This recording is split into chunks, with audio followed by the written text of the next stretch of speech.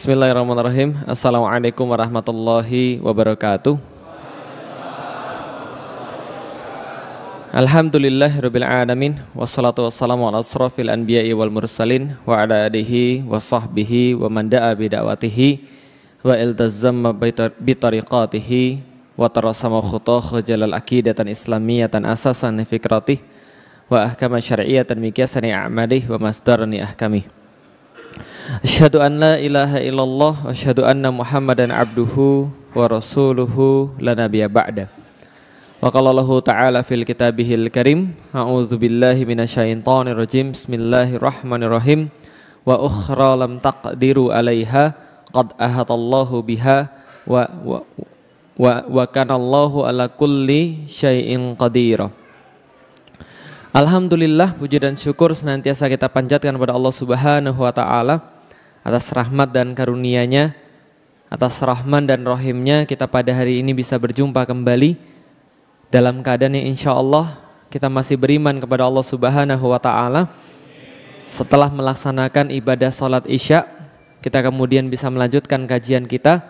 Dan kembali saya informasikan teman-teman sekalian, harusnya pada hari ini yang memberikan kajian sedianya adalah Syekh Ahmad Al-Misri. Nah, jadi di masjid ini, Masjid Permata Kolbu, itu ada kajian rutin setiap hari Senin, yaitu dilaksanakan oleh Syekh Ahmad Al-Misri. Kebetulan beliau berhalangan sampai pada tanggal 24 besok baru hadir. Nah, jadi silahkan nanti setelah selepas ini tanggal 25 insya Allah akan beliau lanjutkan kembali kajian kitabnya. Silahkan menghadiri karena keluasan ilmu beliau itu sayang kalau dilewatkan oleh orang-orang Indonesia.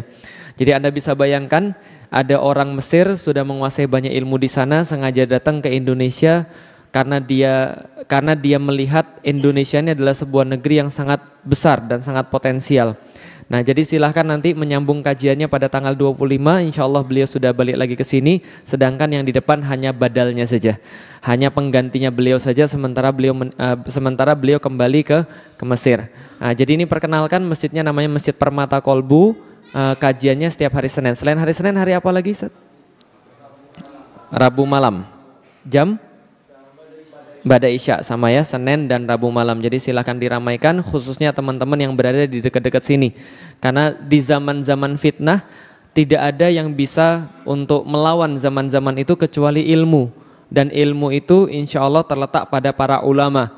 Karena sesungguhnya ulama-ulama itulah yang ditugaskan oleh Allah Subhanahu wa taala menjaga umat setelah wafatnya para nabi. Jadi sesungguhnya ulama itu yang mengambil warisan daripada para nabi. Al-ulama warathatul anbiya. Bahwasanya para ulama itu adalah pewaris daripada para nabi. Nah, pada hari ini insyaallah kita akan membahas tentang seorang pemuda. Sebelumnya tentu saja kita bersolawat dan salam kepada Nabi Muhammad sallallahu alaihi wasallam. Allahumma salli wa sallim wa barik alaih. Assalamu alayka ya Rasulullah. Nah, pada hari ini kita juga membahas tentang seseorang yang mengambil daripada nama Muhammad itu sendiri. Namanya adalah Muhammad Al-Fatih. Ini saya yakin teman-teman tidak akan pernah dapatin ada di bioskop. Karena kalau di bioskop zaman now itu adalah tokoh-tokoh yang fiktif, gitu kan ya. Dan perlu saya kasih tahu teman-teman sekalian, apabila ada di bioskop ada tokoh-tokoh tertentu itu berarti tidak ada kejadiannya di dunia nyata. Karena orang-orang bikin video, orang-orang bikin film, orang-orang bikin film bioskop itu karena dia tidak menemui di dunia nyata, dia ngayal, dia bayangkan dunia ideal itu seperti itu. Makanya muncul film-film di bioskop. Contoh, zaman sekarang kalau kita bahas tentang film bioskop yang paling banyak superhero yang bikin siapa? Yang paling banyak yang bikin siapa? Amerika. Banyak sekali sampai terbagi dua mazhab gitu kan ya. Pertama mazhab Marvel dan mazhab DC kan itu kan ya. Mazhab DC komik misalnya ada Superman, Wonder Woman gitu kan ya. Siapa lagi? Ya pokoknya itulah Batman dan sebagainya.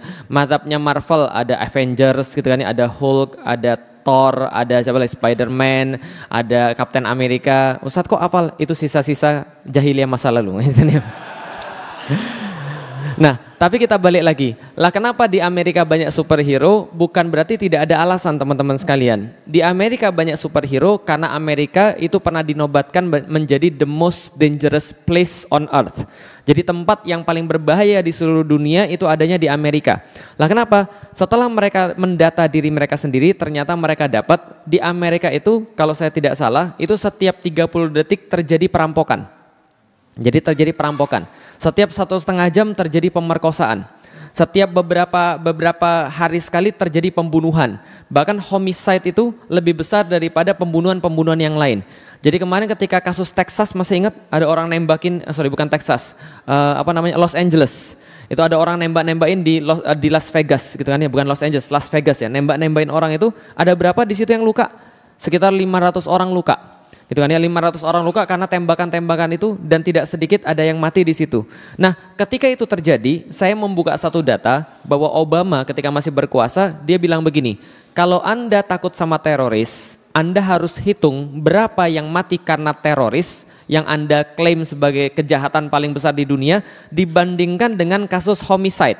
Pembunuhan karena senjata-senjata dijual secara bebas. Dan teman-teman tahu Amerika itu kan ada sebelah timur, ada sebelah barat. Yang paling parah itu sebelah barat. Negara-negara bagian sebelah barat, khususnya Texas gitu kan ya, kemudian Arizona dan sebagainya, itu melegalkan penjualan senjata secara bebas. Jadi mereka di sana sudah wajar pegang pistol. Ketika saya sampai di Los Angeles, Las Vegas dan sebagainya, itu mereka pasang di rumahnya ada tempelannya senjata, terus mereka bilang gini, di sini kami tidak panggil polisi. Paham teman-teman sekalian? Jadi gambar senjata terus tulisnya di sini kami tidak panggil polisi. Paham teman-teman sekalian? Nanti kalau Anda macam-macam saya tembak. Nah, kira-kira begitu. Nah, maka pembunuhan karena bersenjata itu banyak sekali di Amerika. Setelah didata atas pertimbangan Obama tadi, ternyata pembunuhan akibat bersenjata itu ribuan kali lipat lebih banyak daripada kasus terorisme. Bisa dipahami teman-teman sekalian. Ini yang ada di Amerika. Maka Amerika dikatakan the most dangerous place on earth. Tempat yang paling berbahaya di seluruh dunia. Makanya mereka mengimpi-impikan, bagaimana sih dunia kalau tidak ada kejahatan? Gimana sih kalau dunia selalu banyak superhero? Maka banyak superhero di sana. Kenapa? Karena di sana banyak kriminal. Bisa dipahami sampai di sini teman-teman sekalian. Mereka buat banyak superhero karena mereka nggak bisa kemudian menangani kriminal di sana. Yang mereka bayangkan kalau ada superhero enak. Itu yang pertama. Jadi kalau ada film nggak ada kenyataannya. Contoh, pernah nonton film Korea? Nah, ibu-ibu pernah nonton film Korea, ibu-ibu sekalian? Pernah. Pertanyaan saya sederhana, orang-orang Korea aslinya romantis atau tidak? Enggak romantis, makanya ada filmnya. Karena mereka membayangkan laki-laki sempurna tuh kayak begitu, kemayu gitu kan ya, rambutnya begini gitu kan ya. Lah yang mereka bayangkan laki-laki itu begitu. Lah kenapa? Laki-laki itu sopan sama cewek, lalu perhatian pada cewek, romantis, tepat janji. Pada intinya nggak ada yang seperti itu. Makanya kalau orang-orang di Korea yang pernah pergi ke sana, yang jadi favorit adalah orang-orang Indonesia. Lah kenapa? Punya sifat-sifat seperti itu, kelembutan, perhatian dan sebagainya. Yang sesuatu yang nggak mereka temukan pada laki-laki di sana. Paham teman sekalian? Lah kenapa? Laki-laki di sana sama kayak laki-laki Jepang, dikit-dikit bunuh diri. Paham teman sekalian? Dapat nilai jelek bunuh diri, dibully dikit bunuh diri, nonton sinetron nggak senang bunuh diri. Jadi seperti itu. Nah ini kondisinya, maka nggak ada pada sesungguhnya. Nah makanya orang Indonesia nggak pernah buat film, kenapa? Karena di sini nggak perlu kemudian menghayal. Itu alasan orang Indonesia saja, gitu kan ya. Baik. Tapi intinya adalah ini bukan tokoh fiktif, ini adalah tokoh yang sangat nyata, ada dan tidak hanya ada. Tapi keberadaan dia itu sudah pernah disampaikan oleh Rasulullah Sallallahu Alaihi Wasallam dalam hadisnya, namanya Muhammad Al-Fatih. Semua yang ada di sini teman-teman sekalian itu semuanya palsu kecuali pedangnya asli. Pedangnya ini ada betulan, adanya di mana? Adanya di Museum Topkapi di Turki. Panjangnya sekitar 1,5 meter, bertuliskan dengan inskripsi bahasa Arab di tengahnya. Apa tulisannya? Tulisannya Muhammad Khan bin Murad. Pemilik pedang ini adalah Muhammad Khan bin Murad, yang kemudian dia berdoa diisi di situ, mudah-mudahan yang mendekati pedang ini adalah lehernya orang-orang kafir. Luar biasa ya. Nah, itu yang punya Muhammad Al-Fatih. Tapi sayangnya banyak orang pergi ke Turki, semua orang pergi ke Turki pasti pergi ke Topkapi biasanya, Museum Topkapi. Tapi sayangnya nggak banyak yang ketemu pedang ini. Lah kenapa? Karena letaknya itu agak sedikit terhimpit sehingga sering dilewati oleh orang. Makanya berapa kali ada orang-orang ke sana saya tanya, ketemu pedang ini nggak? Nggak. Lah kenapa? Karena mereka pasti lewati. Padahal ini adalah adalah yang paling penting yang harus dicari di sana. Ini pedangnya Muhammad Al-Fatih, gagangnya dari gading gajah, lalu kemudian batangnya dari besi yang kemudian disepuh, tajam sekali, 1,5 meter. Artinya orangnya juga gede. Nggak mungkin pedangnya 1,5 meter, orangnya semeter. Paham teman sekalian? Nah kalau gitu kita bahas tentang Muhammad Al-Fatih. Tapi sebelum saya membahas tentang Muhammad Al-Fatih, saya jelaskan sedikit tentang yang namanya bisyarah. Bisyarah dalam bahasa Arab artinya adalah kabar gembira. Beda dengan bisyarah dalam bahasa Indonesia. Itu artinya beda lagi. Saya pernah ditelepon, Assalamualaikum, Waalaikumsalam. Ustadz Felix, iya, bisa ngisi di tempat kami? Insya Allah, tanggal berapa? Tanggal segini. Oke, kalau gitu saya ngisi di sini. Lalu mereka biasanya bilang gini, mohon maaf Ustadz, kami mau nanya, jangan tersinggung Ustadz. Ya gimana? Bisyarahnya berapa ya Ustadz ya? Saya tuh bingung, belajar bahasa Arab, bisyarah artinya kabar gembira. Lah kenapa di Indonesia ditanya bisyarahnya berapa? Ternyata maksudnya bisyarah adalah amplop, paham teman sekalian? Oh, saya tahu, rupanya ustadz-ustadz itu ketika dapat amplop berbahagia. Nah jadi gitu. Saya bilang, dakwah itu adalah kewajiban. Artinya kalau kewajiban kita nggak boleh kemudian mengharapkan dan nggak boleh kemudian kita mematok sesuatu atas kemudian dakwah kita. Sama seperti kalau kita sholat. Kalau kita sholat itu adalah kewajiban kita. Kita nggak sholat kita yang dosa. Kalau andai kan ada orang berdakwah dan dia matok tarifnya berapa, itu sama seperti kalau ada orang mau sholat terus bilang begini, mau nggak lihat saya sholat? Kalau mau lihat saya sholat bayar dulu 5 juta. Kira-kira boleh atau tidak? Nggak boleh. Lah kenapa? Kalau nggak sholat dia sendiri yang dosa. Bisa difahami teman sekalian. Balik lagi soalan bisyarah. Bisyarah adalah kabar gembira. Kabar gembira dari siapa? Kabar gembira daripada Allah dan Rasulnya. Kepada siapa? Kepada seluruh orang-orang yang beriman tentang peristiwa yang terjadi di masa depan. Jadi peristiwanya terjadi di masa depan, belum mampu kita lihat, belum mampu kita ketahui secara mata dan langsung, tapi peristiwa ini menyenangkan kita. Kenapa? Walaupun belum mampu lihat, walaupun kita belum mampu merasakan secara langsung, tapi menyenangkan karena datangnya peristiwa ini, datangnya kabar ini daripada Allah dan Rasulnya. Sampai di sini bisa difahami? Contoh bisyarah, surganya Allah. Mau masuk surga? Mau masuk surga? Semuanya pasti mau masuk surga walaupun belum pernah lihat surga. Karena kenapa? Yang menyampaikan langsung adalah Allah dan Rasulnya tentang jannah. Seperti apa jannah itu? Dilukiskan di dalam Al-Quran bisyarahnya, seluas langit dan bumi. Bagaimana diceritakan di sana, mudhammatan gitu kan ya. Jadi banyak sekali tumbuh hijau-hijauan di situ, pohon-pohon menutupi. Tapi kemudian matahari bisa menembus sampai karpet-karpetnya itu setebel-tebel seperti setebel-tebel seperti rumput tapi kayak permadani halusnya. Ada dipan-dipan dari emas, mimbar-mimbar daripada cahaya, orang-orang duduk bertelekan dengan banyak sekali pelayan-pelayan yang melayani mereka, pohon-pohonan yang berbuah yang bisa diambil langsung dengan tangannya, gelas-gelas yang bercahaya, dipan-dipan terbang dan sebagainya. Khususnya bagi laki-laki, bisyarah yang luar biasa adalah ada apa tadi situ? Nah, hurun ain, saya sudah tahu. Hurun ain, bidadari-bidadari bermata jeli, lam yatmithunna insun qablahum wala jan. Tidaklah kemudian di situ dia dipingit kecuali dia tidaklah ada di situ kemudian pernah disentuh oleh laki-laki dan perempuan. Hurum maksuratun fil khiyam, dia dipingit dalam kemah-kemah, dikhususkan bagi orang-orang yang beriman. Dan kabarnya kalau betisnya saja kelihatan itu sudah kalah dunia dan seluruh isinya. Paham teman sekalian? Itu kabarnya, nggak usah dibayangin kan itu kan ya. Tapi sorry, itu bukan untuk Anda yang jomblo, paham teman sekalian? Nah kenapa? Saya berpikir, ini pikiran saya ya, bukan dalil ya, ini pikiran saya. Nanti kalau Anda misalnya masuk surga yang jomblo-jomblo itu, bidadari nggak mau sama Anda. Lah kenapa? Di dunia aja nggak terbukti, apalagi di surga aja. Itu bukan dalil ya, jadi jangan di-quote sih gitu ya. Oke, itu cuma saya kasih tahu tentang yang namanya bisyarah. Bisyarah adalah tentang sesuatu yang terjadi di masa depan, kita belum mampu melihatnya tapi kita merasa senang karenanya. Lah kenapa? Karena itu datang daripada Allah dan Rasulnya. Salah satunya tentang surga. Biasanya kalau saya jelasin tentang bidadari, ibu-ibu protes. Enak aja laki-laki bidadari, gue dapat apa? Tenang ibu-ibu sekalian, ibu-ibu dapat semua yang ibu-ibu minta. Ya, alhamdulillah. Jadi ibu-ibu minta apa saja insya Allah dikabulkan oleh Allah. Lalu kemudian kemarin saya ngomong begitu, ada ibu-ibu yang bilang, Ustadz kalau gitu kami mau minta. Apa ibu? Saya mau minta agar suami saya nggak usah poligami sama bidadari di sana. Boleh ibu, coba aja berdoa, siapa tuh dikabulkan. Jadi gitu. Bisyarah balik lagi adalah kabar gembira dari siapa? Allah dan Rasul kepada manusia yang beriman, yang kemudian tentang masa depan yang belum mampu dia ketahui dan belum mampu dia lihat, tapi dia merasa berbahagia karena datangnya daripada Allah dan Rasul.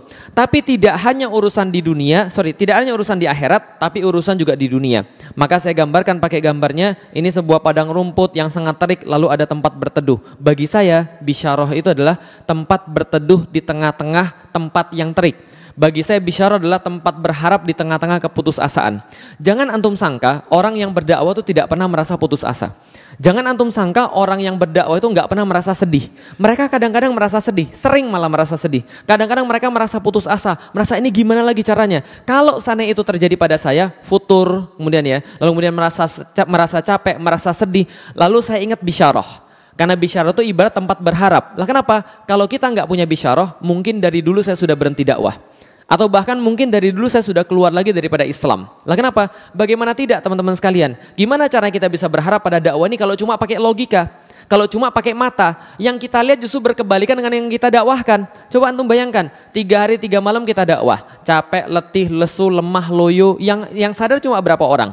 Yang sadar cuma 3-4 orang. TV menayangkan sesuatu yang salah, tiba-tiba ribuan orang termurtadkan tanpa sadar. Paham teman-teman sekalian? Dengan logika-logika yang nggak benar. Contoh misalnya kemarin, TV menayangkan ada seseorang berkata, pilih mana, kafir jujur atau muslim korup? Coba bayangkan, ditayangkan di TV yang seperti ini, banyak orang akhirnya mikir, iya ya, mendingan kafir jujur daripada muslim korup. Kan gitu kan ya, mereka nggak kepikir yang lain. Tapi kita yang berdakwah dibatas-batasin. Kadang-kadang kalau kita pikir secara logika, kita kayaknya mau menyerah saja. Lah kenapa? Kita dakwah duit-duit sendiri, kita dakwah tenaga-tenaga sendiri, kita nggak mengharapkan bayaran, tiba-tiba diusir oleh orang, kan gitu kan ya. Tiba-tiba kemudian dipersekusi oleh orang. Kalau kita mau mikir dunia, udah putus asa. Tapi kenapa kita kemudian terus berdakwah? Karena dakwah itu harus punya sebuah energi. Energinya datang dari mana? Saya selalu yakin, dakwah ini jalan Allah.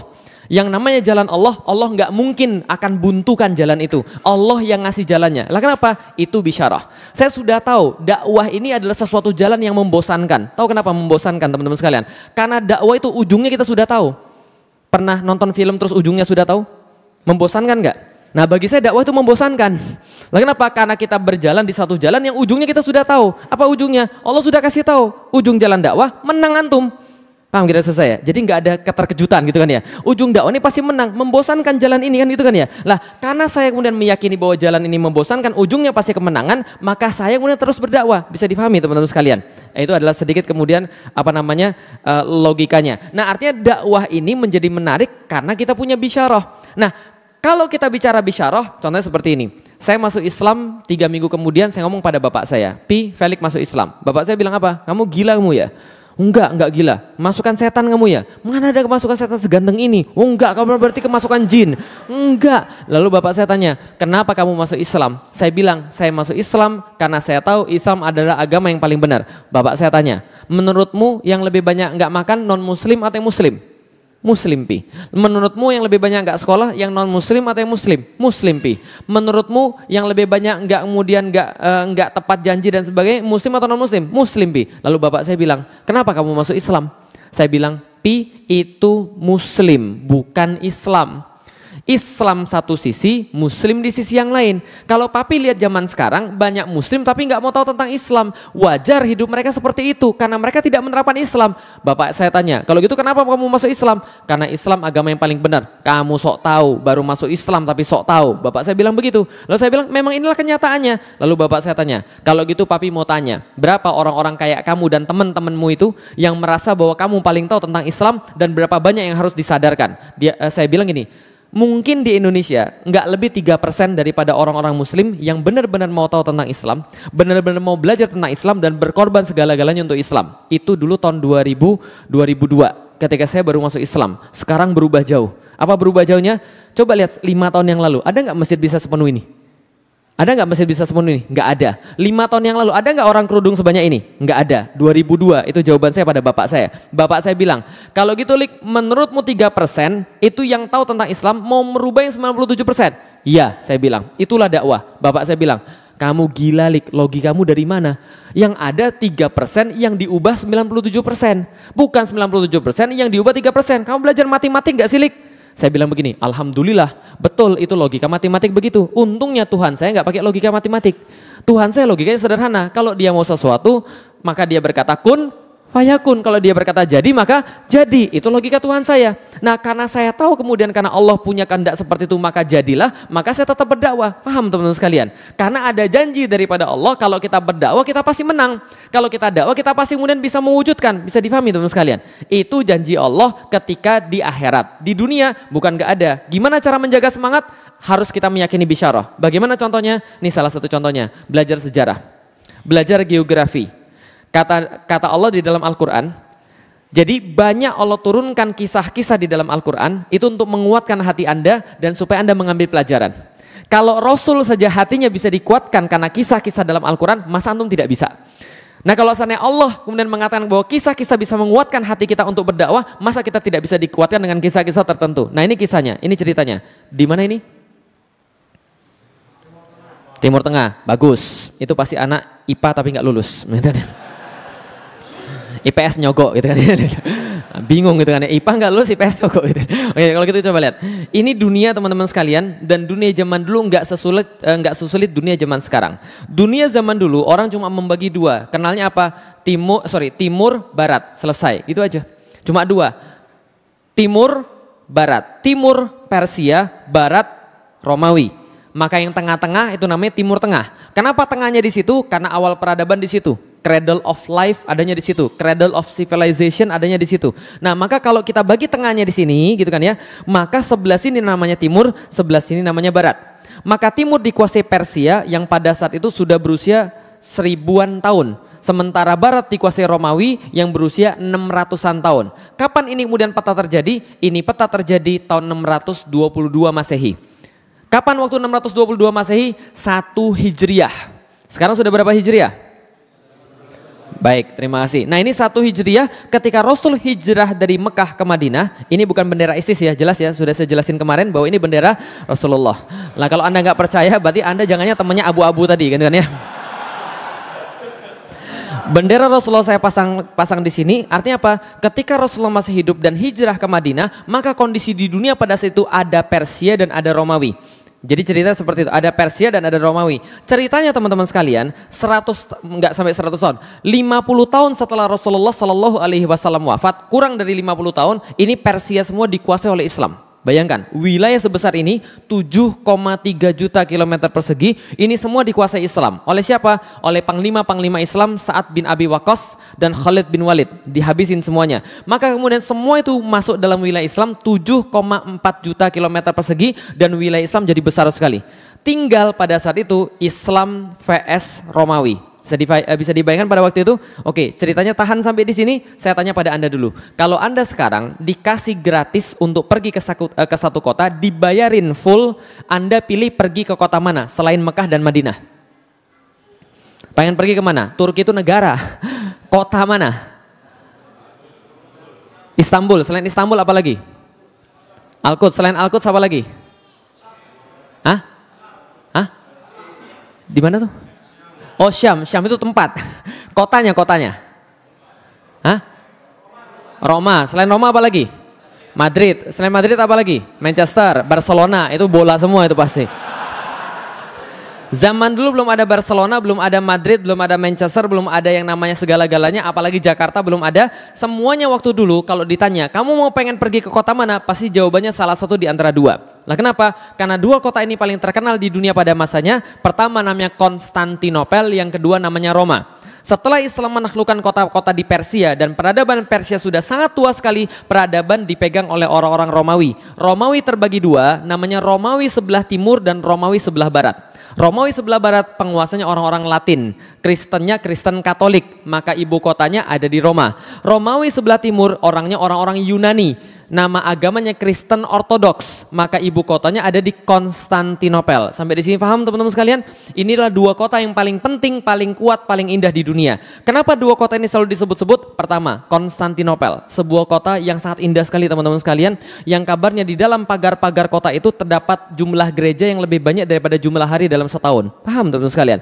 Sangat banyak sekali gereja-gereja di sana. Di saat kota-kota lain belum ada yang kemudian diperkerasi, lalu kemudian diaspal dan sebagainya, di situ semua jalan-jalan sudah diperkeras dengan batu porfiri dan batu marmer. Sebelah kiri dan kanan jalannya dibangun forum-forum, dibangun kemudian gedung-gedung yang sangat tinggi, dan di dalamnya banyak sekali kemudian orang-orang, dan di tengah-tengah daripada kota itu terdapat satu gereja yang sangat besar sekali, bangunan terbesar di seluruh dunia. Ini simbol kebanggaan orang-orang Kristen Ortodoks, namanya gereja Hagia Sophia.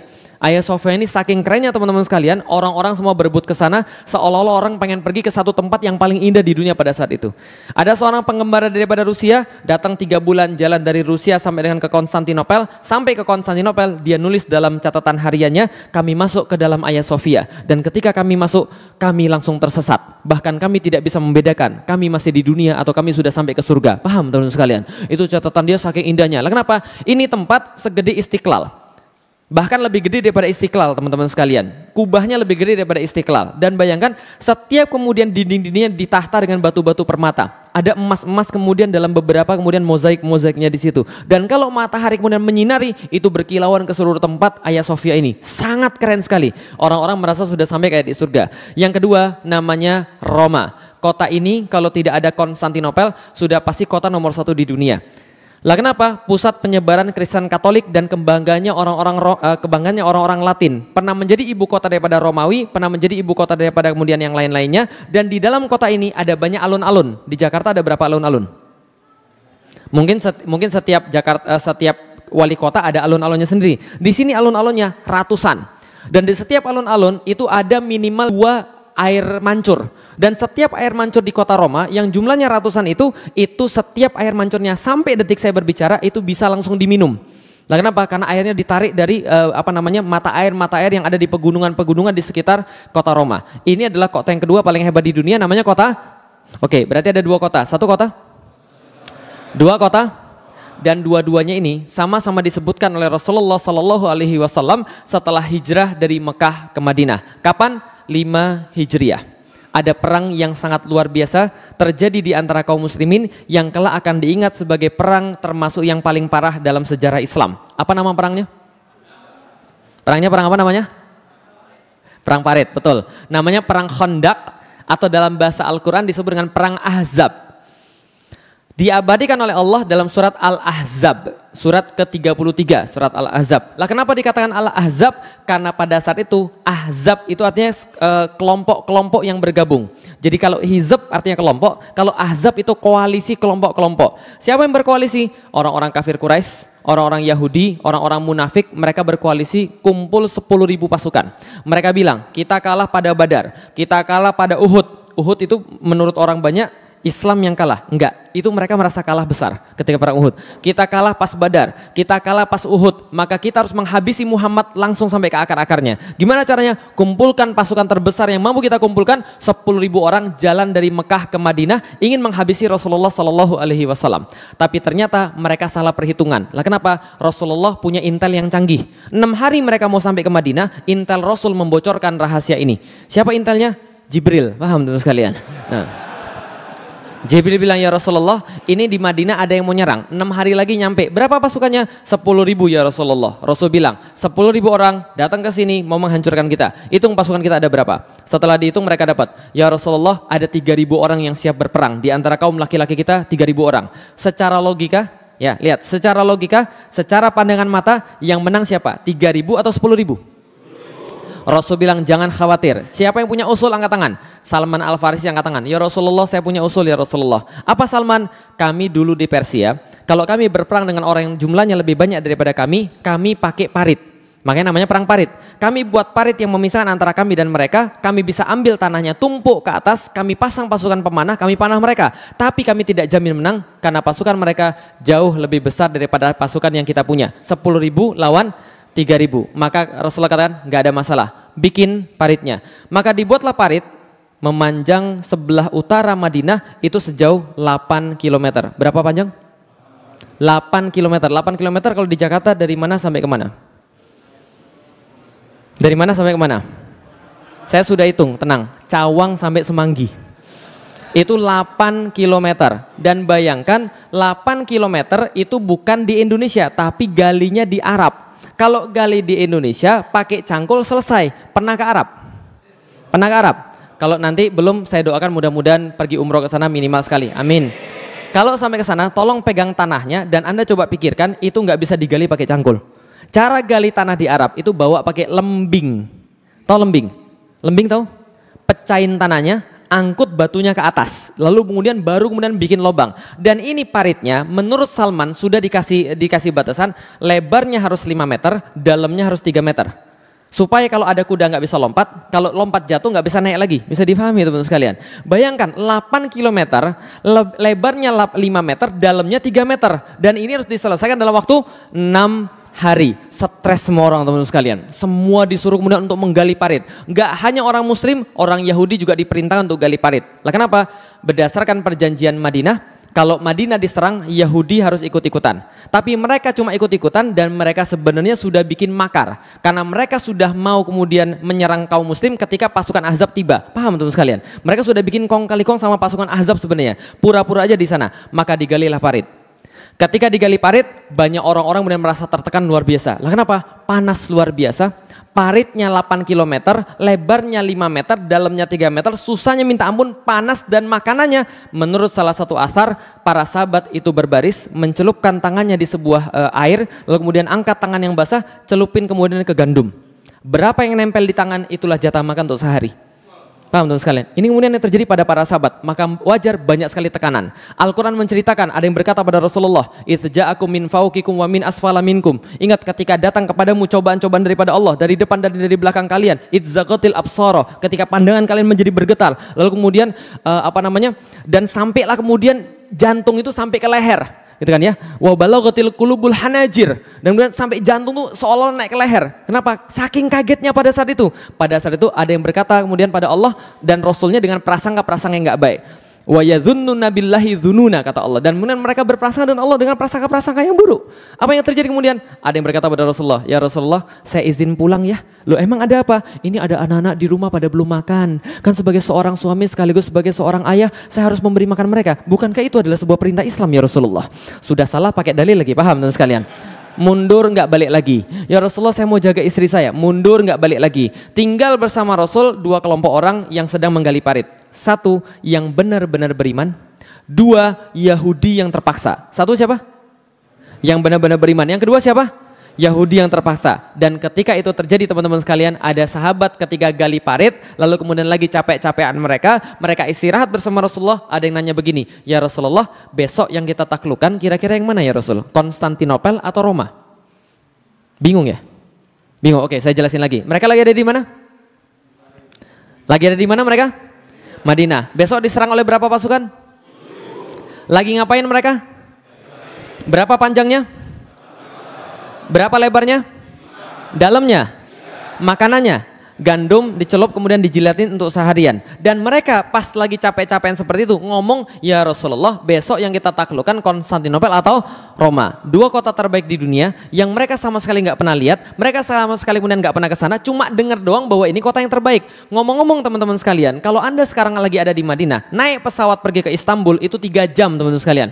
Jadi dipahami, mereka nggak pernah lihat di sana, nggak pernah kemudian pergi ke sana, cuma tahu doang. Tiba-tiba lagi dalam keadaan terjepit seperti itu, nanyanya apa? Besok yang kita taklukkan yang mana ya Rasulullah? Konstantinopel atau Roma? Paham teman sekalian? Reaksi orang Yahudi persis seperti antum, ketawa terbahak-bahak. Lah kenapa? Ini muslim sudah gila, kepanasan ini kayaknya, stres mereka nih kayaknya.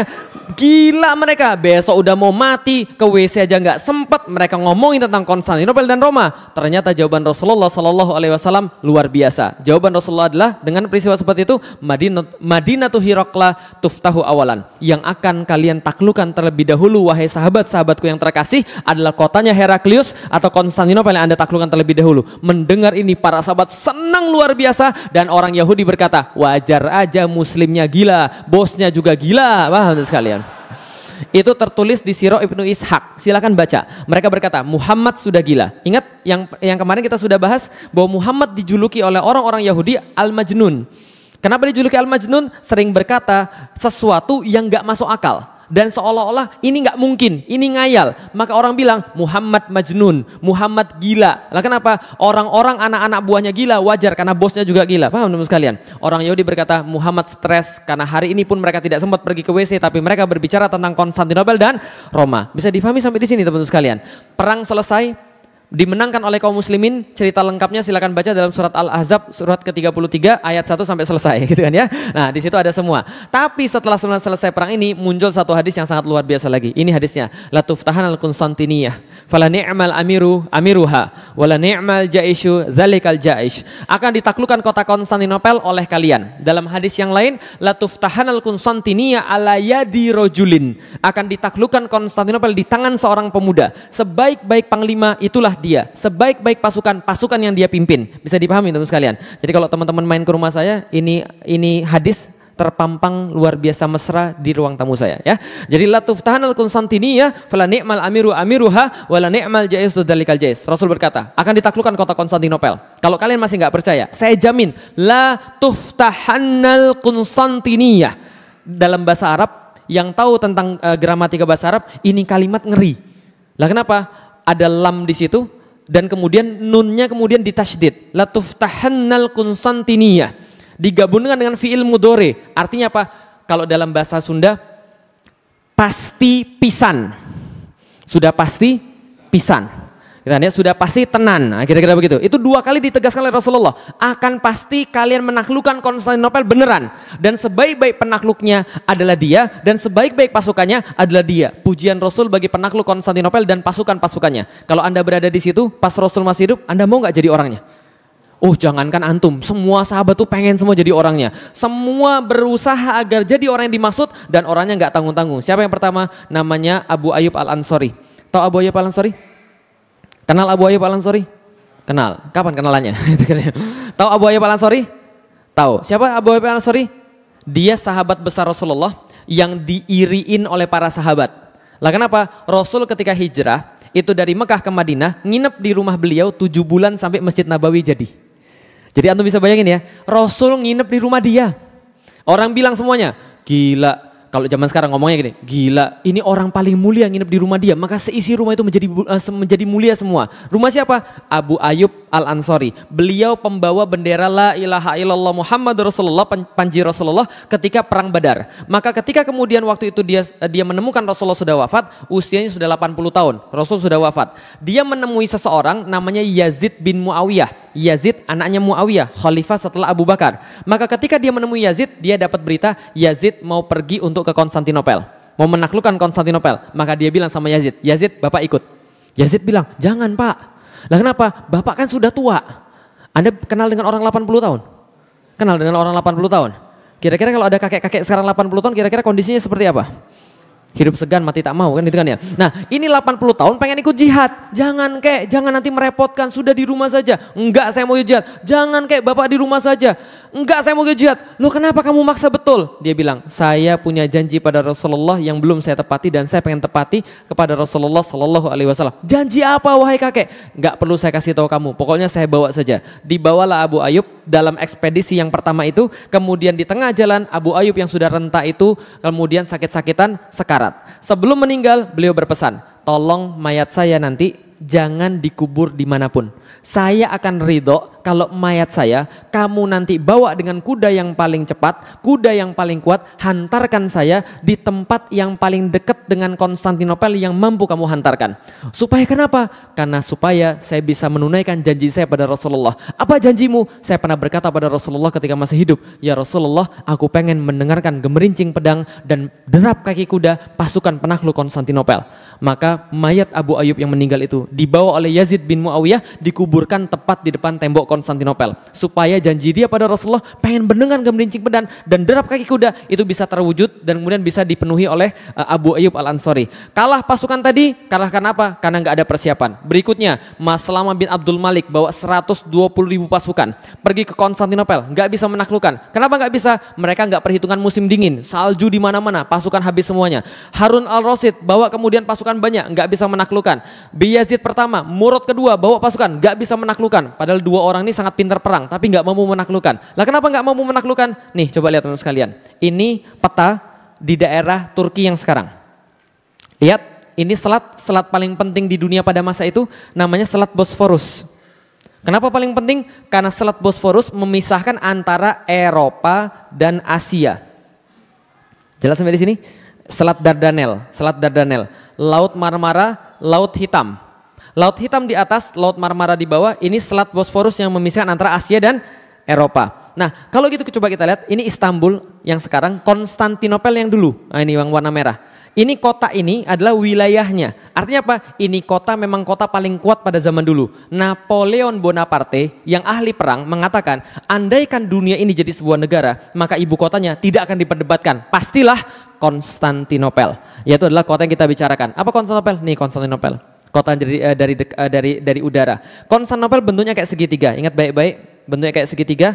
Sebelah utara berbatasan dengan Teluk Tanduk Mas. Ini teluk, di sini mampet di sini. Nah, ini Teluk Tanduk Mas. Sebelah sini ini Selat Bosforus yang tadi kita lihat, yang memisahkan antara Asia dan, berarti sebelah sini apa nih? Sebelah sini Asia. Sebelah sini jelas ya. Sebelah selatan Laut Marmara. Sementara itu kota dibatasi oleh tembok-tembok yang sangat kuat sekali, yang tidak pernah rubuh selama ribuan tahun, teman-teman sekalian. Dan kota ini saking indahnya karena dikelilingi lautan, setiap yang pernah datang ke sana berkata, ini kota saya sumpah sangat indah sekali. Lah kenapa? Langitnya beda dengan yang lain. Ini adalah kemudian Konstantinopel yang nggak bisa ditaklukkan oleh siapapun. Nah, siapa yang menaklukkan Konstantinopel? Ini orangnya, namanya Muhammad II bin Murad, atau yang kita kenal dengan nama Muhammad Al-Fatih. Dan ini gambar dia ketika dia menaklukkan Konstantinopel, dilukis oleh orang Italia namanya Gentile Bellini. Kira-kira umurnya berapa ketika dia menaklukkan Konstantinopel? Dilihat dari gambarnya ini.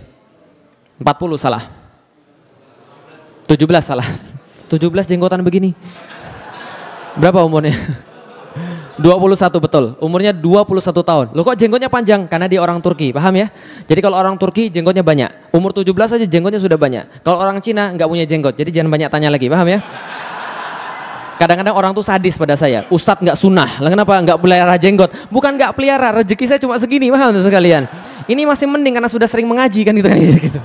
Ustadz pakai obat, Ustadz sudah saya coba, saya olesin obat yang tumbuh bukan di sini malah di sini. Oh enggak itu kan. Itu guyonan aja ya. Oke, masuk pada materi yang paling penting teman-teman sekalian. Muhammad Al-Fatih penakluk Konstantinopel. Lihat baik-baik para pemuda bagaimana dia membentuk diri, bagaimana orang tuanya membentuk dirinya sendiri. Ibu-ibu tolong perhatian bagaimana membentuk anak-anak jadi seseorang yang sangat hebat di dalam Islam. Ini terbukti karena Rasulullah berkata ini penakluk yang terbaik. Lihat, pertama-tama bapaknya sudah memilihkan dia ulama terbaik dari awal. Jadi bapaknya memilihkan dia ulama yang terbaik dari awal. Mohon maaf, kadang-kadang kita salah pikir tentang pendidikan. Kita pikir pendidikan tentang masalah gedung. Kita pikir pendidikan tentang masalah kurikulum. Bukan, pendidikan itu masalah orang. Bukan masalah gedung, bukan masalah kurikulum. Bisa difahami sampai di sini teman-teman sekalian. Lah kenapa? Jadi gini ceritanya. Teman-teman sekalian, kesalahan pandangan orang Indonesia, pendidikan adalah transfer of knowledge.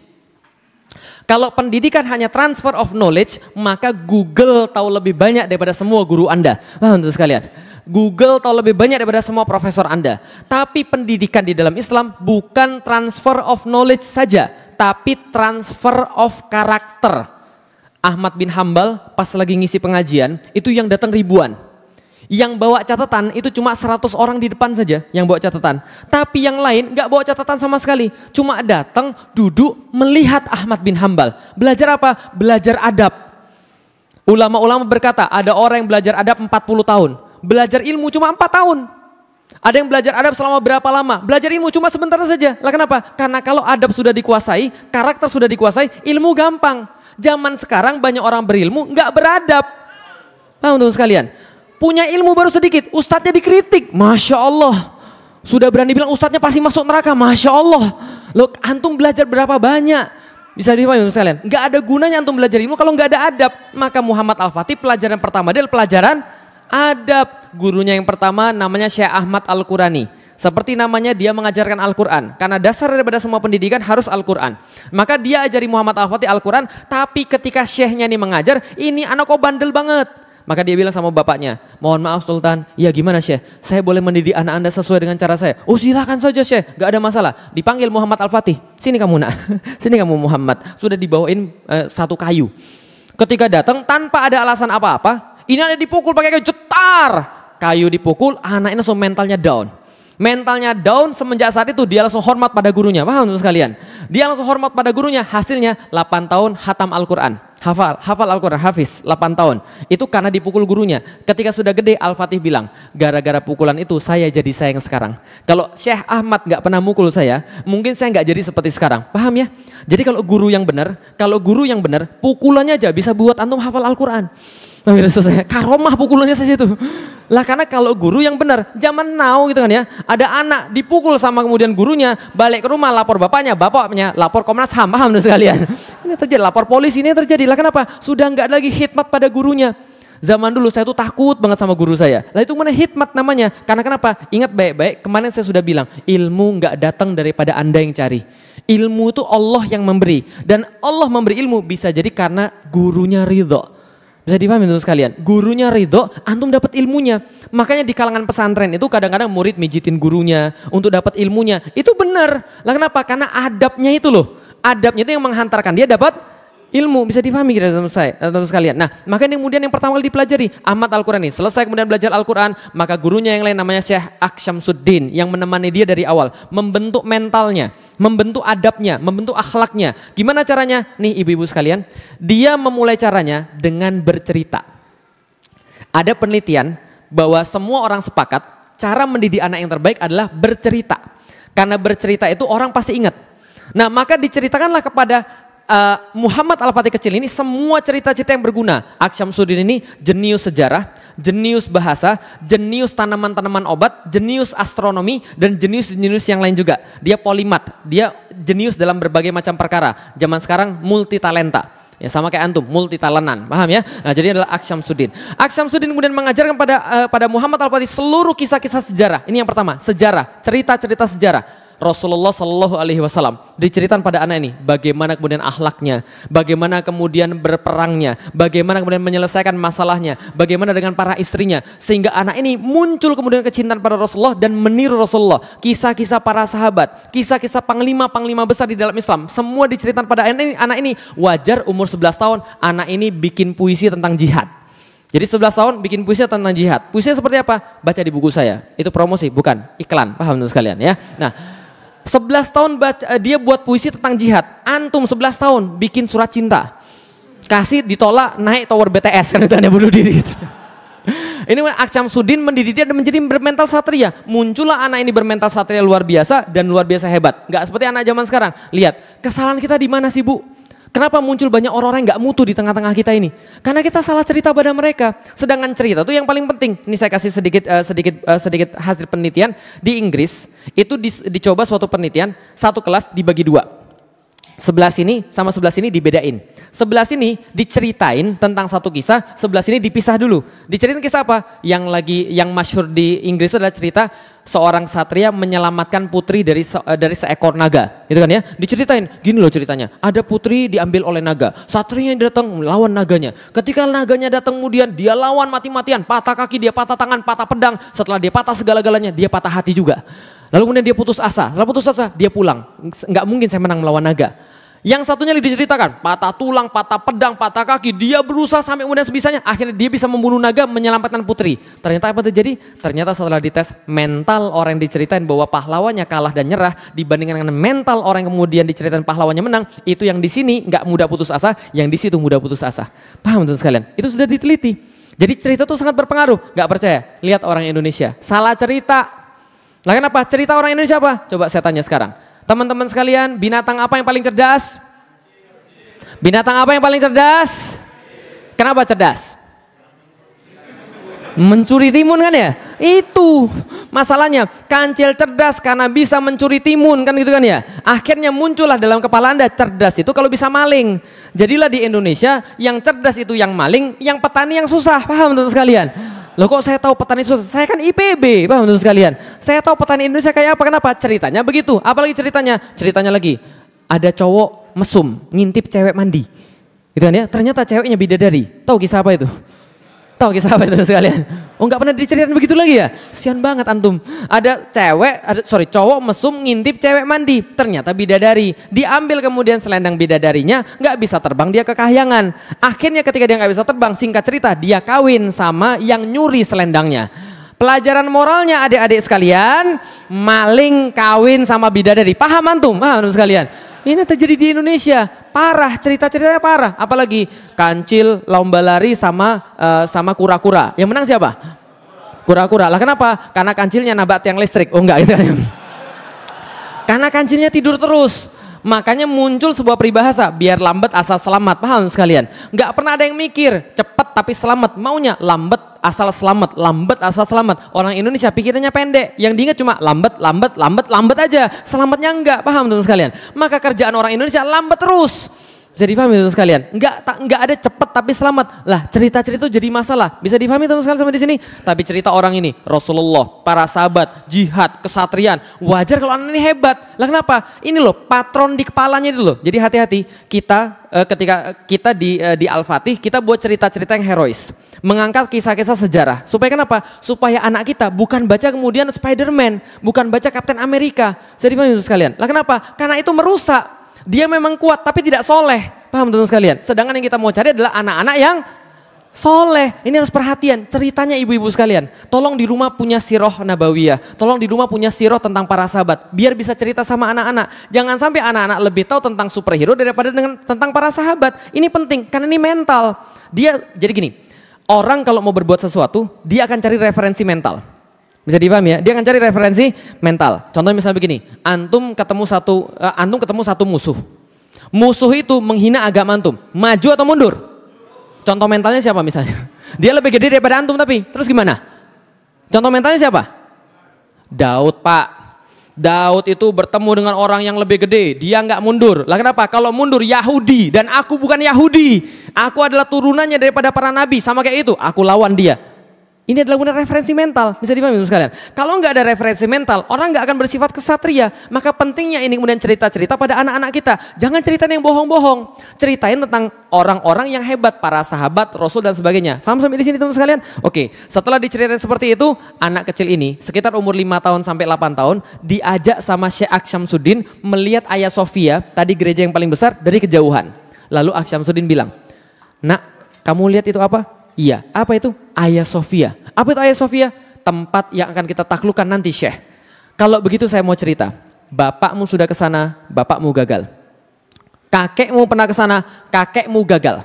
Buyut-buyutmu sampai turunan ke-7, karena kamu keturunan ke-7 daripada Sultan Utsman, maka dia juga pengen tapi dia tidak pernah bisa.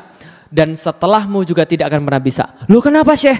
Karena saya senantiasa minta pada Allah Subhanahu wa taala dalam setiap sujud saya. Saya senantiasa minta dalam setiap sujud saya, dalam setiap tahajud saya pada Allah Subhanahu wa taala bahwasanya yang disebut dengan sebaik-baik panglima dalam hadis Rasulullah sallallahu alaihi wasallam, saya selalu minta pada Allah yang disebut dengan sebaik-baik panglima, yang memimpin sebaik-baik pasukan adalah Ananda. Kamu yang menaklukkan Konstantinopel. Anak ini diomongin begitu. Langsung setelah itu dia yakin, aku adalah yang dimaksud oleh hadis Rasulullah di Nopel. Bisa difahami kira-kira maksud saya? Dia yakin betul karena gurunya meyakinkan pada dirinya, dialah yang dimaksud dalam hadis Rasulullah merupakan penakluk Konstantinopel. Anak ini mentalnya dibuat begini, langsung beda dari orang-orang biasa. Orang-orang biasa pesimis, dia tidak. Apa yang terjadi pada dia? Nih coba lihat apa yang terjadi gara-gara cuma yakin doang. Gara-gara yakin doang, apa yang terjadi? Dia menguasai 8 bahasa ketika berumur 16 tahun. Berapa bahasa? 8 bahasa. Umurnya berapa? 16 tahun. Antum sudah berapa tahun? Berapa bahasa? 4 saat, alhamdulillah. Bahasa Indonesia, bahasa Inggris, bahasa daerah, bahasa isyarat, alhamdulillah, gitu kan ya. Nah, dia menguasai 8 bahasa ketika berumur 16 tahun. Apa saja? Arab, Turki, Persia, itu bahasa ibunya, bahasa keluarganya. Bahasa Arab, Turki, Persia, Yunani, Ibrani, lalu kemudian Latin, lalu Slavik, lalu kemudian satu lagi lupa. Nah, inilah namanya manusia, gitu kan ya. Jadi dia menjadi kemudian sultan pada umur 12 tahun. Umur 12 tahun dia sudah jadi sultan. Dan lebih hebat lagi adalah semenjak balik hingga meninggal, dia tidak pernah meninggalkan satupun sholat rawatib dan sholat tahajud. Lah kenapa? Karena dia tahu persis permintaan dia pada Allah ingin menjadi penakluk Konstantinopel. Dan kata Rasul, penakluk Konstantinopel adalah penakluk terbaik. Kalau terbaik berarti harus paling dekat dengan Allah. Kalau mau mendekati Allah, nggak mungkin pakai amal-amalan biasa. Kata Rasulullah dalam hadis qudsi, aku tidak akan pernah ridho sama seorang hamba sampai hamba itu melakukan kewajiban yang aku perintahkan. Tapi tidak cukup. Tapi kalau dia mau aku cintai, kata Allah, maka dia harus melakukan sunnah-sunnah nawafil sampai aku mencintainya. Kalau aku sudah mencintainya, maka matanya akan aku jadikan seperti mataku di mana dia melihat dengan mataku. Tangannya akan ku berbuat seperti tanganku di mana dia berbuat dengan tanganku. Maka dia minta sesuatu, aku penuhi. Dia minta aku lindungi dia. Itu hadis daripada Rasulullah, hadis qudsi. Maka dia berusaha melakukan sunnah-sunnah nawafil. Kalau Anda mau sesuatu yang besar, jangan pakai yang biasa. Kalau Anda mau sesuatu yang lebih daripada orang lain, lakukan lebih daripada orang lain. Bisa dipahami teman sekalian. Kalau orang tidurnya 4 jam, antum tidur 2 jam. Lah kalau orang tidur 4 jam, antum mau tidur 6 jam, antum pasti dapat di bawah dia. Bisa dipahami sekalian. Maka Al-Fatih begitu, dia tidak pernah meninggalkan sholat rawatib, dia nggak pernah meninggalkan sholat tahajud karena dia yakin dia adalah yang terbaik. Lihat baik-baik kesalahan kedua orang Indonesia, nazar. Orang Indonesia kalau nazar salah. Lah kenapa? Orang Indonesia nazarnya begini, ya Allah kalau aku jadian sama dia, ya Allah aku nanti akan 3 bulan berturut-turut puasa. Kan itu kan ya? Ya Allah kalau aku dapat kerja, ya Allah aku akan sedekah 2 juta. Kan itu kan ya? Pertanyaan saya, kalau Allah nggak kasih terus kenapa? Itu nazar atau ngancem, paham teman-teman sekalian? Coba perhatiin baik-baik, ini loh, lihat diksinya, ini ngancem atau nazar, coba lihat. Kalau aku dapat dia ya Allah, berarti aku akan puasa 2 bulan berturut-turut. Berarti kalau aku nggak dapat, aku nggak mau puasa. Antum ngancem Allah. Maksud saya, nazar yang benar itu seperti Muhammad Al-Fatih. Bagaimana nazar yang benar? Di dalam surat Al-Fatihah. Iyyaka na'budu wa iyyaka nasta'in. Wahai orang-orang yang menginginkan sesuatu yang lebih banyak daripada Allah, penuhi ibadah Anda pada Allah, baru minta pada Allah. Iyyaka na'budu wa iyyaka nasta'in. Anda ibadah dulu baru Anda minta pada Allah. Lihat Ibrahim yang menginginkan anak. Dia menginginkan betul anaknya. Apa yang dia lakukan? Ibadah yang gak sama seperti yang lain. Apa ibadahnya? Di dalam Al-Quran diceritakan bagaimana dia menyambut tamu-tamu gitu ya, di malam hari, di tengah malam lewat dia menemui tamu-tamu, bukan 1 2 tamu, banyak tamunya. Lalu kemudian ketika datang, Assalamualaikum, Waalaikumsalam, datang. Banyak yang datang, Masya Allah. Anu diketok orang jam 2 malam, kira-kira dibukain atau tidak? Panggil hansip antum. Lah ini Nabi Ibrahim langsung dibukain. Setelah dibukain kemudian, oh ya sebentar ya, mundur ke belakang, bangunin istrinya. Sarah, kita punya apa? Kita punya apa? Oh ada kambing. Ya sudah, sembelih kambingnya segera, bikin gulai bagi mereka. Dibikin gulai bagi mereka, ditawarkan gulainya. Ternyata yang datang nggak punya kaki semua. Udah sekalian. Lalu merasa takutnya apa? Yang datang malaikat. Malaikat bilang apa? Kami memberi kabar bahagia kepada engkau karena engkau akan mendapatkan seorang anak. Masya Allah. Coba lakukan yang lebih baik. Nah, iyyaka na'budu wa iyyaka nasta'in. Dia sampai meninggal tidak pernah meninggal sholat rawatib dan sholat tahajud. Enggak ada alasan ngantuk. Lah kenapa? Antum minta sama Allah yang banyak. Antum minta sama Allah yang besar. Masa antum mau dikalahkan dengan rasa ngantuk? Enggak, tahajud. Nah, tidak pernah meninggalkan sholat rawatib dan tidak pernah meninggalkan sholat tahajud. Nah, apalagi tapi dia tidak hanya ibadah mahdoh. Dia melakukan sebab akibat. Dia mengumpulkan pasukan-pasukan yang namanya Inkisaria. Dalam bahasa Turki Yeni seri. Yeni artinya baru, seri artinya pasukan. Dalam bahasa Arab jadi Inkisaria. Nah Inkisaria ini apa? 7.000 pasukan elit dikumpulkan dari kecil. Di setiap barak-barak ada seorang ulama yang tugasnya bacaan Quran, bacaan hadis dan membentuk mental pasukan agar menjadi mujahid fisabilillah. Sehingga mereka punya idola, mereka punya cita-cita. Apa cita-cita mereka? Kami adalah Ghazi. Itu kemudian panggilan mereka yang paling hebat. Jadi zaman sekarang doktor, insinyur, profesor itu dianggap hebat. Zaman dulu nggak ada. Zaman dulu yang hebat adalah titel Ghazi. Apa itu Ghazi? Orang yang berperang di jalan Allah. Maka sampai di zaman itu berdasarkan para sejarawan yang menulis, zaman itu orang tua akan merasa aib besar ketika anaknya sudah balik kemudian nggak bisa ikut perang tapi di rumah. Itu aib besar. Zaman sekarang anak nggak naik sekolah, nggak naik kelas, aib kan itu ya. Zaman dulu nggak ikut perang, aib. Ini para Ghazi ini. 7.000 orang dilatih secara spesifik. Tiap hari mereka dilatih perang, fisiknya dilatih, ilmunya dilatih, mentalnya dilatih, sampai kemudian semua memahami. Dan hebatnya apa? Setengah pasukannya tidak pernah meninggalkan sholat tahajud di malam hari. Ini pasukannya Muhammad Al-Fatih, pasukan khususnya. Apalagi kemudian dia bangun benteng namanya Benteng Anadolu Hisar. Seperti apa Benteng Anadolu Hisar? Oke, balik ke peta. Kecepatan nggak ngomongnya?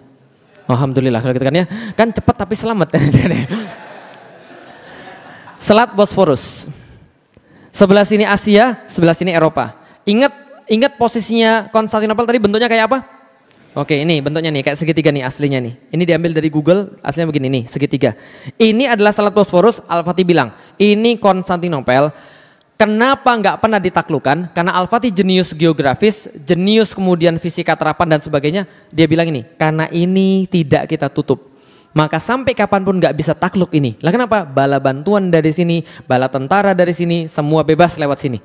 Tapi kalau kita tutup, ini terkepung. Gimana caranya? Gampang. Buyut saya sudah bangun benteng namanya Anadolu Hisar. Anadolu artinya Anatolia, Asia Kecil. Hisar artinya benteng. Benteng yang terletak di wilayah Asia Kecil. Sedangkan Al-Fatih berencana bangun benteng di depannya, Rumeli Hisar. Benteng yang terletak di wilayah Rumelia, Romawi. Maka ketika dia pingin bangun benteng di sini, terdengar oleh Kaisar Konstantinopel, Kaisar kirim surat. Woi, kamu ini anak siapa sih? Bikin benteng di tanah orang, nggak tahu diri. Padahal dulu buyutmu bikin benteng di tanahnya sendiri, dia minta izin kepada kami, sebagaimana seorang anak minta izin pada bapaknya. Sedangkan kamu berani-berani bangun benteng tanpa izin, bikin benteng di tanah orang pula. Al-Fatih kirim surat balasan. Saya kasih tahu kamu, wilayahmu adalah Konstantinopel dan yang dibatasi oleh pagar-pagarmu saja. Jadi selain wilayah itu bukan wilayahmu dan aku bebas membangun apapun di sana. Dan kalau engkau berbicara tentang sultan-sultan sebelum saya, ketahui baik-baik sultan yang sekarang beda dengan sultan yang kemarin.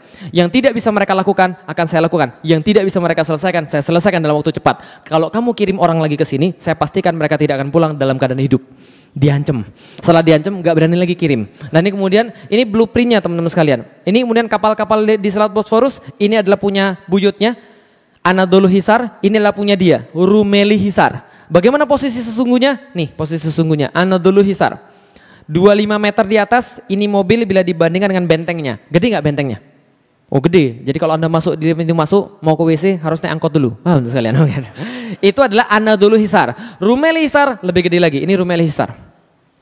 Nih Rumeli Hisar, lihat ini ada 7 citadel, ada 7 benteng besar kayak begini, dan ini semua terkoordinasi. Ini 30.000 meter persegi dan ini mobilnya di sini dan selesai ini semua dalam waktu berapa lama?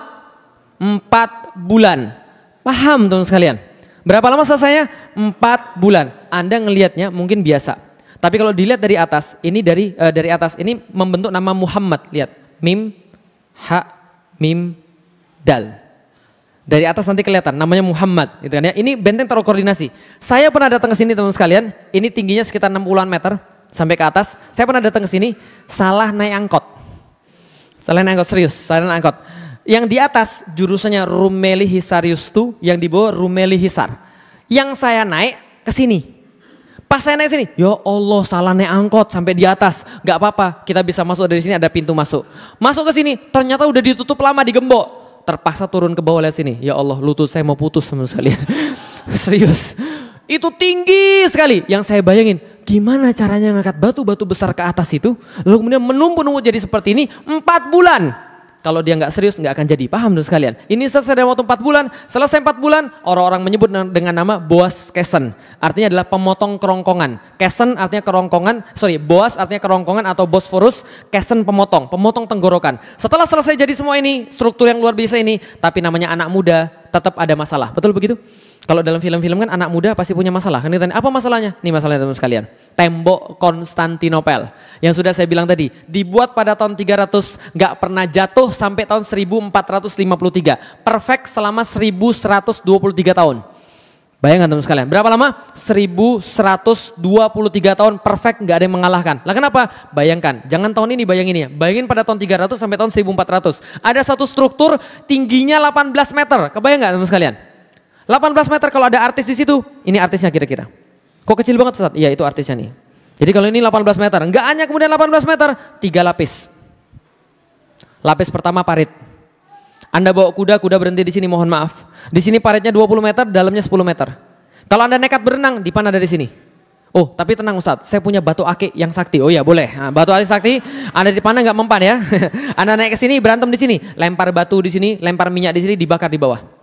Taruhlah Anda berhasil mulai mengalahkan di sini, manjat di sini. Ini tingginya sekitar 8 meter, tingginya sekitar 5 meter, tebelnya sekitar 3 meter. Taruhlah Anda bisa manjat di sini, dipan lagi dari sini. Lempar batu, lempar minyak, bakar.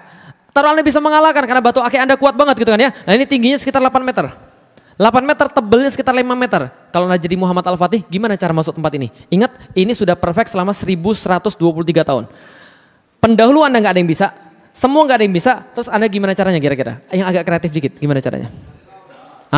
Gali lewat bawah, bagus. Itu sudah dicoba oleh orang-orang Serbia. Penggali-penggali perak dari Serbia sudah coba karena mereka ahli dalam membuat terowongan untuk menggali-gali perak, maka mereka lewat di sini gali-gali tanah, mereka berharap bisa muncul di sini. Tapi orang Konstantinopel bukan bodoh. Mereka punya teknologi sederhana tapi ampuh. Bagaimana caranya? Di sini mereka pasang baskom setiap 1,5 meter satu baskom. Mereka isi air, maka itu jadi alat deteksi sederhana. Setiap yang lewat di bawah bergetar air di atasnya. Dia tahu siapa yang gali, dia prediksi di mana kemudian galinya, dia buat lubang counter attack, disiram ter, dibakar, dibawa hidup-hidup. Bukan ide bagus, terus gimana lagi caranya? Oh pakai pesawat Ustaz, belum ada pesawat. Gila kira, istighosa saja Ustaz, enggak menang-menang. Wah menurut sekalian. Nah, Makanya Al-Fatih mikir begini, kalau saya coba cara yang sudah dicoba oleh orang-orang yang lain, maka saya pasti kalah. Maka harus ada cara yang lain yang belum pernah dicoba. Gimana? Saya nggak tahu. Yang saya tahu Allah pasti nolong orang yang bertawakal pada Allah. Maka dia bilang, saya bertawakal pada Allah, saya tunggu pertolongan. Betul, pucuk dicinta, ulam tiba. Suatu hari seorang seniman senjata namanya Orban, orang Hungaria, datang kepada Kaisar Konstantinopel karena kesamaan akidah mereka. Maka dia bilang pada Kaisar Konstantinopel, bos, gue punya senjata nih bos, mau bikin nggak bos? Raja Konstantinopel lihat, bagus juga senjata lo. Berapa bikinnya? Bikinnya segini bos. Sorry kita lagi nggak punya duit. Gini aja, kamu jangan pergi kemana-mana. Kamu tinggal di sini, jangan kemana-mana. Nanti kalau kami punya duit, kami bikinin senjatanya. Setahun dia tinggal di Konstantinopel, senjatanya nggak dibikin-bikin. Akhirnya apa yang terjadi? Dia pergi ke tempat yang punya duit. Namanya orang punya senjata, orang ahli senjata itu nggak pernah ideologis. Dia cari orang yang punya duit, paham teman sekalian? Maka datanglah dia ke tempat Muhammad Al-Fatih, nawarin senjata yang sama. Bos, gue punya senjata bos, mau bikin atau tidak? Al-Fatih begitu melihat rancangannya, Al-Fatih sebelum melihat rancangannya, itu sekretarisnya nulis dalam catatannya, Al-Fatih bilang begini, bisa nggak engkau membuat sebuah senjata, lalu memeragakan dengan tangannya, kata sekretarisnya, yang bisa melontarkan proyektil sebesar ini. Proyektil sebesar ini, paham ya? Itu Orban ahli fisika, Muhammad Al-Fatih ahli fisika. Orban langsung hitung, apa rumusnya? I sama dengan M kali A. Paham sekalian? Impact sama dengan massa kali akselerasi, paham ya? Jadi kalau ada massa sebesar ini yang bisa dilontarkan sama sebuah proyektor, ini tembok jebol. Maka dia bilang pada Muhammad Al-Fatih dengan curiga, apakah engkau ingin menghancurkan tembok Konstantinopel? Al-Fatih balas, kalau iya kenapa? Orban membalas lagi, kalau iya kebetulan. Saya sudah tinggal di sana selama setahun. Saya tahu setiap lekuk-lekuk tembok ini dan saya bisa membuatkan senjata yang kamu maksud. Benar, benar. Oke, buatkan bagi saya. Kamu dibayar berapa? Saya dibayar segini janjinya. Saya bayar 4 kali lipat, buatkan senjata yang buat saya. Dibuatlah senjata yang sangat fenomenal pada saat itu. Belum pernah ada sebelumnya, namanya The Great Turkish Bombard. Atau lebih dikenal dengan nama The Basilica Cannon atau The Muhammad Great Gun. Ini senjatanya kalibernya 0,7 meter. Beratnya 18,2 ton. Panjangnya 5,2 meter, jarak tembaknya 1,6 km, sekali muntah 682 kg. Paham teman sekalian? Ini senjata pas dites, nyungsep itu proyektil 2 meter di bawah tanah. Al-Fatih bilang, bagus, bagus, saya senang dengan senjata kamu, tapi masih ada kurangnya. Apa kurangnya?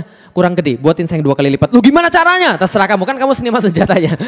Akhirnya dalam waktu 1 tahun, Orban membuatkan pada Muhammad Al-Fatih 69 meriam. Satu meriam ukurannya 5,2 meter, yang satu lagi 8,4 meter. Yang sisanya ukuran standar. Berapa ukuran standar? 3 sampai 4 meter ukuran standar. Nah, yang ini sampai sekarang masih ada yang ukuran standar, 3 sampai 4 meter. Di mana adanya? Di Istanbul? Enggak. Adanya di Museum Fort Nelson, Portsmouth, Inggris. Loh kok ada di Inggris Ustaz? Diminta sama Raja Inggris. Teman sekalian, dia bilang, please dong, bagi gue ini adalah meriam yang paling berat dalam sejarah, please dong, please. Ya udah kita kasih. Nanti kalau dia sudah bosan kita minta balik lagi, teman sekalian. Nah, ini adalah senjatanya. Kalau ada artis, kira-kira artisnya kayak begini. Kok ada artis terus Ustaz? Ya ini pesan sponsor, paham sekalian. Meriamnya digede sekali, teman sekalian. Dan ini ada ulirnya nih, di sini ada ulirnya. Jadi bisa kemudian diulir masuk. Paham sekalian? Ini bisa diulir masuk. Di sini kemudian kasih mesiunya, di sini selongsong peluru gedenya itu. Nah ini kemudian kenapa harus diulir? Supaya mudah transportasi, paham sekalian? Karena kalau segede itu seberat itu nggak ada yang bisa angkat. Paham sekalian? Setelah dibuat semuanya, jadilah semua persiapan sudah selesai. Pada tanggal 6 April 1453 disepakati penyerangannya pada tanggal ini. Gimana cara serangannya? Al-Fatih melalui tiga arah. Satu lewat laut sebelah selatan, Laut Marmara. Lalu kemudian dari sebelah timur lewat Tanduk Emas, menyerang dari sebelah utara dari sini. Lalu kemudian dari barat lewat sebelah barat dengan pasukan-pasukan darat. Maka dikerahkanlah lewat sebelah selatan, dibuat tempat-tempat kemudian yang bisa bangun kapal. Semua dibuat kapal-kapal perang. Dalam bahasa Arab, tempat pembuatan kapal, pabrik namanya Darus Sinaah. Darus Sinaah itu jadi tempat pembuatan kapal pada masanya Muhammad Al-Fatih. Semua pabrik buat kapal. Di Tyre, di Sidon, di mana-mana, di Beirut, semua dibuatin kapal-kapal di sana. Jadi dari bahasa Arab, apa tadi? Darus Sinaah, jadi bahasa Inggris Darsenal. The Arsenal, gudang peluru. Itu artinya dari bahasa Arab Darus Sinaah. Admiral, yang paling terkenal adalah pasukan laut Islam. Admiral, itu dari bahasa Arab Amirul Bahar. Amirul Bahar adalah pemimpin lautan. Lalu kenapa? Yang paling terkenal pemimpin lautan di masa Islam namanya Khairuddin Barbarossa. Khairuddin Barbarossa itu adalah admiral lautnya Sulaiman Al-Qanuni, cicitnya Muhammad Al-Fatih. Paham teman sekalian? Tapi pas zamannya Muhammad Al-Fatih ini kapal-kapal baru dibuat. 400 kapal dibuat di kota-kota pantai, kemudian ditransfer ke Konstantinopel, menyerang dari sebelah selatan. Beberapa kapal kecil masuk ke dalam Teluk Tanduk Emas dan total 250.000 pasukan. Jalan dari Edirne menuju ke Konstantinopel dalam waktu 2 bulan bawa meriam segede-gede kingkong. Paham teman sekalian? Diceritakan dalam beberapa sejarah, dalam buku sejarah, setiap meriam ditarik oleh 30 kerbau. Dan 30 kerbau ditemani oleh 100-an orang. Untuk apa? Ngeratain jalan, paham tuh sekalian? Karena dia nggak boleh ada gundukan. Ada gundukan nggak bisa ditarik. Bisa dipahami ya? Jadi ada orang yang ngeratain jalan, ditarik. Ngeratain jalan, ditarik. Ngeratain jalan, ditarik. 2 bulan sampailah mereka ke depan Konstantinopel melalui segala macam rintangan dan mereka tulis dalam chronicles mereka, ketika kami berjalan di siang hari, maka matahari tidak tembus sampai ke dalam terompah kami karena tertutup oleh panji-panji dan tombak-tombak kami. Dan pada waktu malam hari Anda tidak akan dapat melihat bumi karena tertutup oleh kemah-kemah kami. Giliran orang Konstantinopel lihat ketika sudah sampai di depan pintu depan Konstantinopel, mereka naik ke atas menara, mereka tulis dalam chronicles mereka, kami melihat kaum muslim datang kepada kami like a river of steel, seperti sungai dari besi. Kebayang nggak sungai dari besi? Kenapa? Baju zirah mereka memantulkan sinar matahari, jalan pada mereka seperti sungai dari besi. Mereka bilang memenuhi pandangan kami dari pantai sampai ke pantai. Paham? Ini tembok Konstantinopel yang 3 lapis tadi. Yang 3 lapis tadi kita jelasin itu bukan semeter 2 meter. Itu 7,5 kilometer temboknya. Kok tahu Ustaz? Sudah saya hitung. Dari mana? Google. Paham teman sekalian? Enggak, saya pernah jalani dari ujung tembok sampai ke ujung tembok di Konstantinopel, di Istanbul, dan betul 7,5 kilometer itu 3 lapis semuanya teman sekalian. Kecuali beberapa daerah khusus. 7,5 kilometer itu kaum muslim semua. Kebayang teman sekalian? 6 April 1453 berdasarkan nasihat daripada Aks Syamsuddin, peperangan dimulai. Sebelum kemudian peperangan dimulai, Al-Fatih mengirimkan utusan. Kenapa? Hadisnya ada. Jangan perangi manusia sebelum utus manusia pergi ke pekarangan mereka dan sampaikan pada mereka 3 pilihan. 1, masuklah kepada Islam dan itu lebih baik daripada dunia dan seluruh isinya. Jadi kita tidak usah perangi mereka. Yang kedua, bayar jizyah ketundukan. Atau ketiga, mereka kemudian mau diperangi. Maka kemudian Kaisar bilang lebih baik kami mati. 6 April 1453 dibariskan pasukan di depan tembok Konstantinopel, kira-kira jaraknya 1,5 kilometer. Kenapa 1,5 kilometer? Cukup jauh untuk bisa dipanah, tapi cukup dekat untuk bisa disaksikan. Pada hari yang sama, hari Jumat, Muhammad Al-Fatih sholat Jumat di situ. Bisa difahami? Ketika sudah sholat Jumat, takbir berkumandang, masuk ke dalam Konstantinopel, terdengar orang-orang muslim sedang melaksanakan sholat Jumat, mereka berpikir, ini kayaknya terakhir kalinya kita melihat salib di atas Hagia Sophia. Maka peperangan dimulai, meriam pertama ditembakkan. Yang menang Muhammad Al-Fatih atau Konstantinopel? Maunya Muhammad Al-Fatih, tapi kejadiannya serangan dari 3 arah kalah total. Kenapa kalah total? 400 kapal dihabisi hanya dengan sekitar 27 kapal Konstantinopel. Loh kok bisa habis? Karena 27 kapal Konstantinopel ini jauh lebih besar daripada kapal kaum muslimin. Di masa Muhammad Al-Fatih baru belajar buat kapal. Teknologi paling bagus pembuatan kapal ada di daerah Italia, di Venice sama di daerah Genoa. Maka mereka kemudian paling hebat di sana, bawa kapal ukurannya 10-14 kali lipat lebih besar daripada kapal kaum muslimin. Kalah total di sana. Diceritakan dalam sejarah seperti semut lagi mengerubungin sebuah papan. Bisa dipahami sekalian, saking besarnya kapal mereka. Kalah total di lautan, sebelah daratan dipasang rantai segede kingkong. Kapal-kapal nggak bisa masuk. Lalu bagaimana dari sebelah barat? Meriam-meriam ditembakkan. Betul, sekali tembak hancur porsi besar dalam dinding mereka. Tapi baru ketahuan kelemahannya. Apa kelemahannya? Reloadnya 3 jam sekali. Paham sekalian? Tembak, sebentar jangan diisi dulu lah, kenapa? Ini pergesekan yang sangat luar biasa, panas, kalau dipasang nanti pecah, jangan dimin dulu. Udah didimin dulu, pendinginan dulu, cooling down, kan 3 jam sekali baru bisa tembak lagi. Bayangkan, 7,5 kilometer, 69 meriam, 100 meter 1 meriam, nggak bisa jebol. Lah kenapa? Jebol, hancur semen, jebol, hancur semen, tembak, hancur semen, tembak, hancur semen. Paham teman sekalian? Semua itu nggak terjadi kemudian yang mereka harapkan. Dari tanggal 6 April 1453 sampai tanggal 20 April 1453, 2 minggu mereka di depan tembok, mereka pikir mereka bisa menang, ternyata kalah total. Temboknya terlalu perkasa bagi mereka. Dari situ yang mereka lihat bukan kemenangan. Apa yang mereka lihat? Mayat-mayat bergelimpangan. Kemudian logistik bertambah sedikit, penyakit-penyakit mulai muncul, orang-orang mulai kemudian kehilangan semangat tempur, mulai muncul masa-masa suara-suara sumbang. Tahu suara-suara sumbang? Kalau pernah naik gunung? Pernah naik gunung?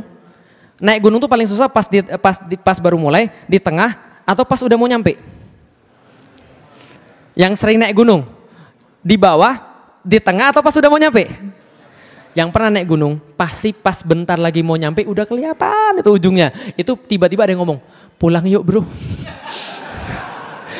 Gue udah pusing banget nih bro. Kayaknya gue gak bisa lanjut lagi nih bro. Pernah gak dengarnya begitu? Banyak sekali, itu pasti ada yang begitu. Ingat baik-baik kalau antum punya proyek besar, atau kalau antum mau hijrah, pas antum baru mau nyampe itu masih ada ujian. Mesti ada ujian. Muncul suara-suara sumbang, dan biasanya pakai dalil. Kan bukannya Allah tidak membebankan kepada kita apa yang tidak sanggup kita tanggung gitu kan.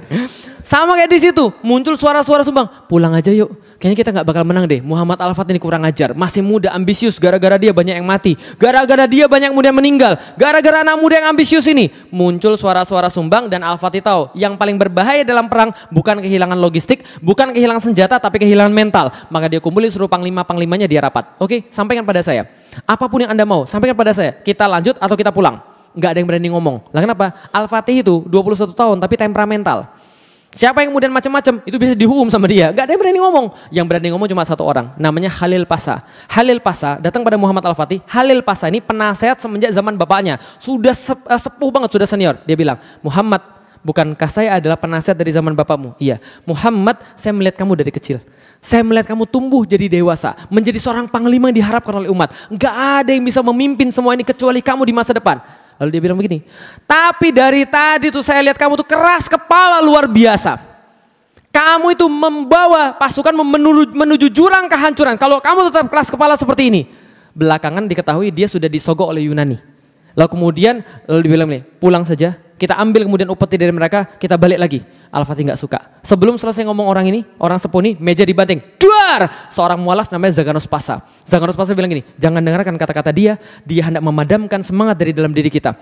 Ingat baik-baik, kita datang tidak pernah berharap untuk kembali selain hidup mulia atau mati syahid. Dan saya tidak mau kita kalah di bawah tumpukan batu-batu ini. Kalau seandainya mereka punya bantuan, kita punya Allah. Dan kalau kita punya Allah, kita tingkatkan serangan, kita tingkatkan tekanan pada mereka, insya Allah kita menang. Lanjut atau pulang? Lanjut atau pulang? Lanjut perang atau pulang? Nah, kalau gitu kita lanjut juga sekalian. Oke, baik, kalau gitu kita lanjut. Masalahnya adalah ini nggak bisa ditembus sama sekali. Salah seorang penasihat Muhammad Al-Fatih bilang, gini Pak, kenapa di sini nggak bisa ditembus? Karena mereka semua berkumpul di belakang sini. Tiap kali ada kerusakan pada tembok, mereka sudah biasa memperbaiki. Maka mereka cepat memperbaiki. Andaikan kapal kita bisa masuk ke sini, Pak, kita bisa nyerang dari sebelah utara. Kalau kita nyerang dari sebelah utara, tembok di sini nggak 3 lapis, cuma 1 lapis saja. Kalau kita bisa serang dari utara, pasukan bertahan terpaksa terpecah ke sebelah utara dan di sini nggak akan mudah direparasi seperti semula. Ini caranya. Oke, kalau gitu, masalah apa? Masalahnya, bro, di situ ada apa? Rantai segede kingkong. Terus gimana caranya? Potong rantainya. Rantai segede gini, Pak. Nggak bisa. Tabrak pakai kapal mukaram. Loncat, emang lumba-lumba apa sekalian? Gak bisa, semua orang sudah coba, gak bisa. Lalu kemudian di tengah-tengah stalemate itu mereka down lagi. Al-Fatih bilang begini, tenang, saya sudah mikir ini dari semalam kok. Loh, sudah mikir? Iya, gimana caranya? Gampang, kita kan punya kapal. Kapal kita parkirin dulu di Galata. Setelah parkirin di Galata, kapalnya kita angkat. Lalu kita balikin lagi ke laut. Mudah bukan? Pasukannya bilang begini, kenapa saya nggak kepikiran ya? Tapi mohon maaf wahai Sultan, apakah Sultan lupa kalau Galata ini sebuah bukit? 60 meter Pak. Al-Fatih katakan, saya tahu itu sebuah bukit. Tapi kalau seandainya Anda saja tidak mengira itu terjadi, apalagi orang-orang Konstantinopel, mereka nggak bakal ngira. Dan Anda harus tahu, Muhammad Rasulullah ketika berperang itu selalu pakai strategi kejutan. Nggak pernah Rasul pakai strategi yang sama kayak orang lain, strategi kejutan. Honda, perang Uhud, perang Badar dan sebagainya, semua strategi kejutan. Nggak ada yang sama. Kalau kita berhasil, kita bisa melakukan. Nggak mungkin Pak. Berkatalah Muhammad Al-Fatih tentang satu quotes yang paling terkenal sampai dengan sekarang tentang Muhammad Al-Fatih. Dia bilang ini, jangan bilang pada saya mustahil kalau kamu belum coba. Kalau kamu sudah coba terus kamu mati baru mustahil. Oh enggak, itu bagian saya, itu tambahan saya. Quotes-nya adalah, jangan bilang pada saya mustahil kalau kamu belum coba. Langsung akhirnya disepakati, 21 April 1453 disepakati kapal-kapal ditarik dari Selat Bosforus menuju pada Teluk Tanduk Mas. Hasilnya apa yang terjadi teman sekalian? 22 April 1453 kapal pindah. Berapa? 72 kapal. pindah dari Selat Bosforus kepada Teluk Tanduk dalam waktu berapa lama? 1 malam. Berapa lama? 1 malam. 22 April 1453 menjelang kemudian sinar matahari kemudian naik, maka orang Konstantinopel kaget kebangun dari tidurnya karena mendengarkan takbir dari atas Bukit Galata. Lalu mereka lari tunggang langgang naik ke atas menara, mereka lihat ke atas Bukit Galata, yang mereka lihat horor. Lah kenapa? Mereka lihat bendera la ilaha illallah Muhammad Rasulullah sudah berkibar di situ. Lihat ke bawah, yang mereka lihat sebuah pemandangan yang merenggut nyali mereka semuanya. Lah kenapa? Kapal-kapal perang berbaris satu persatu masuk dalam wilayah mereka yang mereka kira selama ini paling aman berubah menjadi wilayah paling berbahaya bagi mereka. Maka mereka bilang Muhammad Al-Fatih orang gila. Lah kenapa? Muhammad Al-Fatih melebihi Alexander Agung. Alexander Agung membawa kapal-kapalnya melalui ombak-ombak lautan, sementara Muhammad Al-Fatih menggunakan bukit-bukit sebagai pengganti ombak-ombak. Muhammad Al-Fatih gila. Maka mereka katakan Konstantinopel is over. Konstantinopel sudah selesai. Maka tapi belum selesai, peperangan dilanjutkan sampai pada tanggal 27 Mei 1453. Dari 6 April 1453 sampai 27 Mei 1453, hampir 2 bulan mereka berperang di sana. Pada tanggal 27 Mei 1453, Al-Fatih berhasil membuat satu lubang yang sangat besar di tengah-tengah tembok Konstantinopel karena tadi pasukannya sudah beralih ke sana. Lantas lubang ini nggak mungkin bisa diperbaiki lagi. Maka Al-Fatih katakan berhenti perang pada tanggal 27. Berhenti perang, besok semua berpuasa sunnah. Doa pada Allah, berpuasa sunnah, doa pada Allah, minta penaklukan ini. Lah kenapa? Aku lebih baik tidak memimpin apapun kalau aku tidak punya kota ini. Aku pengen kota ini. Jangan kemudian kalian nggak puasa, semuanya puasa. Maka pada tanggal 28 semuanya berpuasa sunnah. Mereka baca Al-Quran, ulama-ulama turun mengingatkan para pasukan tentang kemuliaan jihad fisabilillah, tentang bagaimana Abu Ayyub Al-Ansori yang Rasul nginep di rumah dia dan dia sengaja datang ke tanah ini untuk menagih janji Rasulullah Sallallahu Alaihi Wasallam. Semua diceritakan tentang itu, khusyuk luar biasa. Tanggal 29 mereka sholat subuh, mereka sholat tahajud. Setelah selesai sholat tahajud jam 2 malam, pada saat jam 2 pagi pada saat itu Al-Fatih kemudian naik di atas kudanya, kemudian dengan pedang yang lengkap dan dengan baju zirah yang lengkap dia berkhutbah pada seluruh pimpinan pasukannya dengan khutbah yang masih tercatat sampai dengan sekarang. Apa khutbahnya? Ini khutbahnya teman-teman sekalian. Seandainya penaklukan kota Konstantinopel sukses, maka sabda Rasul telah menjadi kenyataan dan salah satu mujizatnya kelak akan terbukti. Maka kita akan mendapatkan bagian daripada apa yang menjadi janji daripada hadis ini, yaitu kemuliaan dan penghargaan. Oleh karena itu sampaikan pada pasukan satu persatu kemenangan besar yang segera akan kita capai, menambah kemuliaan dan ketinggian Islam saja, bukan ketinggian kita, bukan kemuliaan kita. Yang ini paling penting. Untuk itu, perhatiin baik-baik di garis bawahi, untuk itu wajib bagi setiap pasukan menjadikan syariat selalu di depan mata dia dan jangan sampai ada yang bermaksiat, karena Allah tidak akan memberikan kemenangan pada orang yang bermaksiat. Jangan maksiat. Kalau Anda maksiat, Allah tahan kemudian pertolongan Allah. Jangan maksiat. Jangan maksiat. Lah kenapa? Jangan mengusik tempat-tempat peribadatan orang. Jangan membunuh para wanita. Disampaikan nasihat-nasihat semuanya. Kemudian disiapkan pasukannya. Jam 2 berperang. Al-Fatih membagi 3 pasukannya untuk menyerang Konstantinopel. Yang pertama buat capek, yang kedua buat capek, yang ketiga sudah disiapkan beneran. Siapa yang gelombang pertama? Namanya pasukan Azab. Pasukan Azab dalam bahasa Indonesia pasukan jomblo. Paham teman sekalian? Nah, jadi kalau jomblo di zaman dulu itu pengen cepat mati. Lah kenapa? Hidup terlalu menderita. Pengen cepat mati aja. Paham teman sekalian? Jadi kalau ada zaman sekarang nggak mau nikah-nikah, nanti kalau seandainya khilafah sudah tegak, anu jadi pasukan paling depan, paham sekalian? Jomblo-jomblo cepat mati kan? Kenapa? Supaya berakhir penderitaan saya, paham sekalian itu dia. Pasukan Azab yang pertama jam 2 sampai jam 4 dibatasi. Jam 4 kemudian setelah kemudian pasukan Azab, pasukan yang kedua pasukan Sipahi bersenjata lengkap, berzirah lengkap, maju ke depan. Mereka buat pasukan capek, tapi tetap nggak menang juga. Jam 6 dikeluarkan pasukan yang terakhir. Apa namanya? Inkisaria, Yeniseri, 7.000 pasukan tadi yang sudah disiapkan. Pergi kemudian, bismillah pergi. Yang terjadi adalah sebelum matahari bersinar dari sebelah timur, Al-Fatih memenangkan kemudian pertarungan, masuk ke dalam kota, ini tempat masuknya, lalu mengucapkan, Alhamdulillah, semoga Allah merahmati para syuhada, memberikan kemuliaan pada mujahidin, serta kebanggaan dan syukur buat rakyatku. Lalu kemudian dia masuk ke dalam kota, diiringi dengan kemudian gurunya, ini Aksyamsuddin digambarkan seperti ini, dengan kuda putihnya, dengan baju zirah lengkapnya, dengan bendera tauhid, la ilaha illallah Muhammad Rasulullah. Mungkin di sini ada tambahan inna fatahna laka fatham mubina. Ini kemudian bendera Utsmani, warnanya merah, dihiasi kemudian dengan kalimat tauhid. Jadi kalau kemudian ada yang teman-teman lihat kemarin aksi ada bendera merah itu, mereka sudah bilang pada saya, kami pengen bawa bendera Utsmani yang warna merah. Monggo silakan saja, agar jangan bawa bendera LGBT aja, wah sekalian. Oke. Nah, kemudian ketika kemudian masuk bendera yang kemudian ke dalam kota, Al-Fatih dengan kudanya masuk ke dalam kota langsung menuju ke Hagia Sophia. Diceritakan dalam sejarah, Al-Fatih menoleh ke kiri dan menoleh ke kanan. Menoleh ke kanan, Masya Allah. Menoleh ke kiri, Masya Allah. Menoleh ke kanan lagi, Masya Allah. Masya Allah, Masya Allah. Dia merasa nggak percaya. Lah kenapa? Bahwa dirinya sudah dipilih menjadi panglima yang terbaik. Lurus kemudian menuju kepada Hagia Sophia. Sampai di depan Hagia Sophia, di jantung kota itu. Kemudian dia turun daripada kudanya, tidak dapat menahan rasanya. Lalu kemudian duduk bersujud ke arah Makkah, melepas sorbannya, mengambil segenggam tanah Konstantinopel, menaburkan ke atas kepala dia. Lalu berkata bahwa dia cuma manusia, dia nggak ada yang lain. Allah yang memberikan penaklukan ini. Masuk ke dalam gereja, kemudian dia temui di sana banyak sekali perempuan-perempuan menangis, anak-anak menangis. Mereka kira mereka bakal mau dibunuh. Lah kenapa? Ingat 1453 penaklukan Konstantinopel. Di saat yang sama Spanyol direkonquista. Spanyol ditaklukkan kembali oleh orang-orang Spanyol. Maka kemudian orang-orang banyak dibunuh di sana. Orang di sini merasa mereka akan dibalas dendam lalu dibunuh juga. Al-Fatih katakan, tenang, keluar kalian semua daripada gereja. Yang pengen tetap tinggal di kota ini, properti mereka tidak akan diganggu. Yang pengen keluar daripada kota ini, kami jamin nyawa mereka sampai di depan pintu gerbang kota, kami akan jaga nyawa mereka, silakan keluar daripada kota ini. Tapi kami minta tempat ini dijadikan sebagai masjid. Coba lihat baik-baik, tempat terbaik dijadikan sebagai masjid. Tempat terindah, termegah dijadikan sebagai masjid. Mental orang-orang Indonesia sekarang masjid ditaruh di tempat yang paling sisa. Paham? Mall-mall gitu kan ya, dekat pipa-pipa gitu kan ya, dekat paling atas tempat-tempat yang nggak tahu tempat itu tempat apa. Nah ini tempat yang paling bagus jadi masjid, Masya Allah. Ingat baik-baik, kalau masjid sudah lebih jelek daripada rumah Anda, wajar Anda nggak betah ke masjid. Masjid itu harus lebih bagus daripada rumah Anda supaya Anda betah ke masjid. Bisa difahami teman-teman sekalian. Maka kemudian dilantiklah jadi masjid, tempat paling indah teman sekalian. Dibersihin di hari yang sama. Pagi-pagi dibersihin, dicuci, dibersihin semua. Lalu kemudian diturunin, kemudian berhala-berhala, patung-patung diturunin. Kemudian gambar-gambar yang gak benar ditutupi dengan lumpur semuanya. Dibuatin satu tempat mihrab, digeser 9 derajat arah dari Masjidil Aqsa menuju pada Masjidil Haram. Karena orang-orang zaman dulu mereka buat gereja arahnya ke Masjidil Aqsa.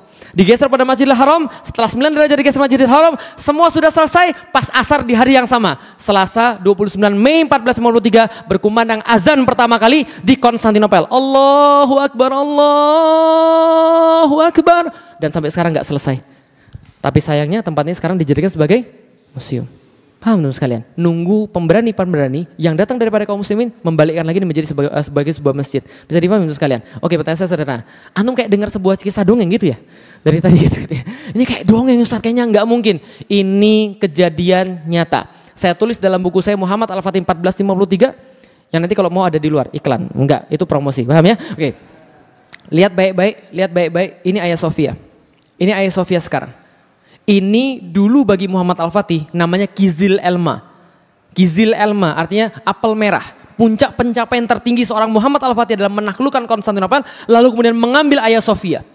Bisa dipahami teman sekalian? Coba lihat. Ini dulu nggak ada yang pensil-pensil ini nggak ada. Ini struktur-struktur ini nggak ada. Karena ini struktur tambahan semua nih. Struktur tambahan semua. Yang asli cuma ini doang nih.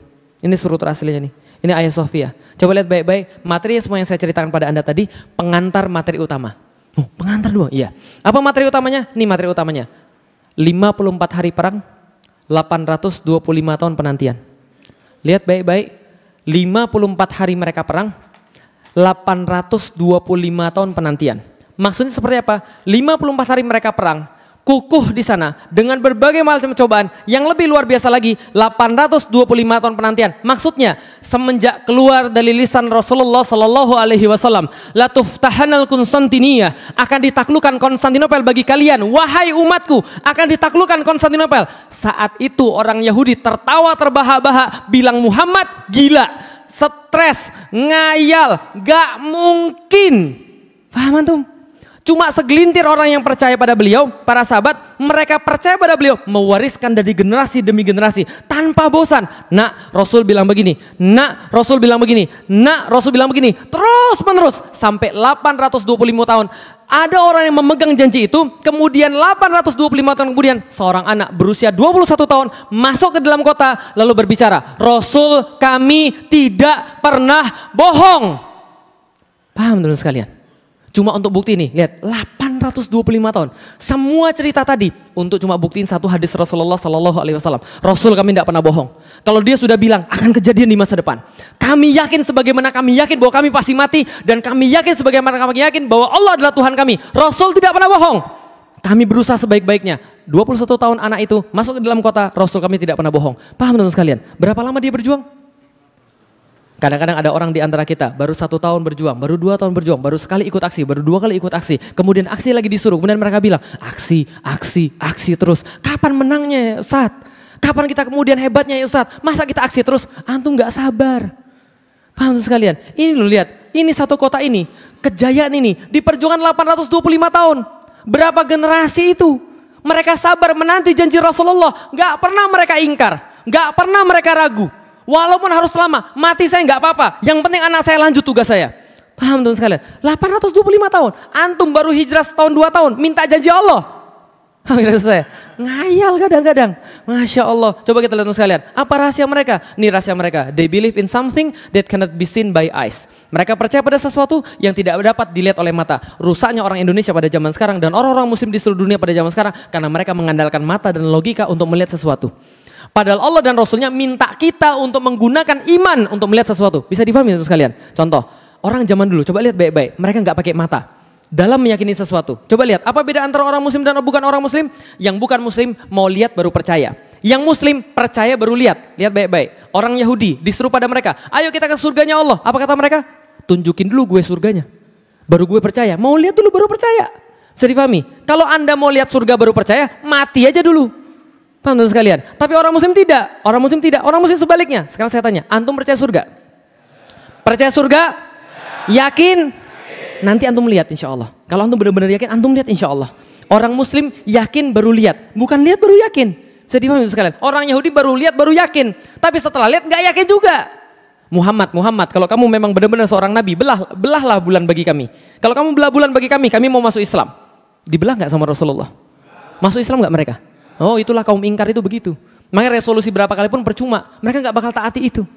Lah kenapa? Karena mereka kaum Yahudi begitu sifatnya. Bisa difahami teman sekalian. Ingkar mereka nggak mau. Tapi kaum muslimin dia yakin baru dia lihat. Coba lihat baik-baik teman sekalian. Seorang syahid yang pertama bukan seorang wanita.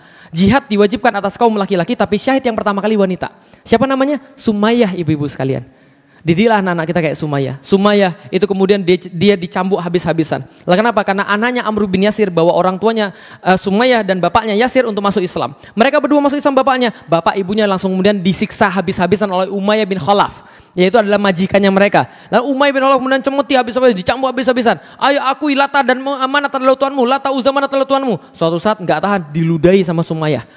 Diludahin. Karena Umayyah bin Khalaf tadi diludahin, marah besar, ambil tombak ditusukkan dari kemaluannya tembus sampai pada lehernya. Ketika dalam kondisi seperti itu, siksaan seperti itu, orang menyaksikan tapi nggak bisa buat apa-apa. Amr bin Yasir diikat di sebuah pohon kurma, nggak bisa buat apa-apa. Bapaknya mau disiksa juga, nggak bisa buat apa-apa. Rasul lewat di depan mereka dalam kondisi siksaan seperti itu. Apa kata Rasulullah Sallallahu Alaihi Wasallam? Sabron ala Yasir, sabar wahai keluarga Yasir. Sabron ala Yasir, fa inna mau'idukumul jannah. Sesungguhnya Allah telah menjanjikan pada kalian semua surganya Allah. Apa kata Sumayyah ketika mendengarkan kata surga itu? Ya Rasulullah, surganya seakan-akan sudah di depan mata saya ini ya Rasulullah. Nggak dirasakan lagi sakit, nggak dirasakan lagi benar pedih. Lah kenapa? Karena dengar kata surga senang sekali. Ya Allah, hilang itu semua fakta di depan mata. Karena apa yang dibicarakan oleh Rasulullah? Bagi mereka kata-kata Rasulullah lebih nyata daripada realitas di depan mata. Paham teman-teman sekalian? Itulah mereka orang-orang begitu. Mereka yakin pada Rasulullah. Kenapa? Kalau Rasul sudah bilang itu pasti jadi, nggak ada penderitaan lagi. Rasul sudah janjikan surga. Masya Allah. Tapi zaman sekarang nggak begitu. Coba kita lihat apa yang Anda dapatkan dengan mata Anda. Nih yang Anda dapatkan dengan mata. Rohingya, Palestina, Syria, dihabisi di mana-mana. Enggak selesai-selesai perasaan kita itu. Coba antum perhatikan bagaimana doanya apa namanya? Doa kunutnya para imam itu loh. Nambah terus. Ya Allah, doakan saudara kami di Chechnya. Ya Allah, saudara kami di Bosnia. Ya Allah, saudara kami di Rohingya. Saudara kami di Palestina. Saudara kami di Gaza. Saudara kami di Aleppo. Saudara kami di Damaskus. Saudara kami di Irak. Nambah terus, Mas. Lah kalau Anda lihat semua ini pakai mata, Anda percaya nggak kebangkitan Islam akan tegak? Nggak mungkin. Lah kenapa? Masa kita bisa bangkit? Orang awal akhir Ramadan aja kita berantem. Orang masa Felix aja jadi persekusi. Itulah kalau antum lihat pakai mata. Tapi kita nggak boleh lihat pakai mata. Apa yang kita lihat? Kita lihat pakai iman. Kalau kita lihat pakai mata, nyerah kita.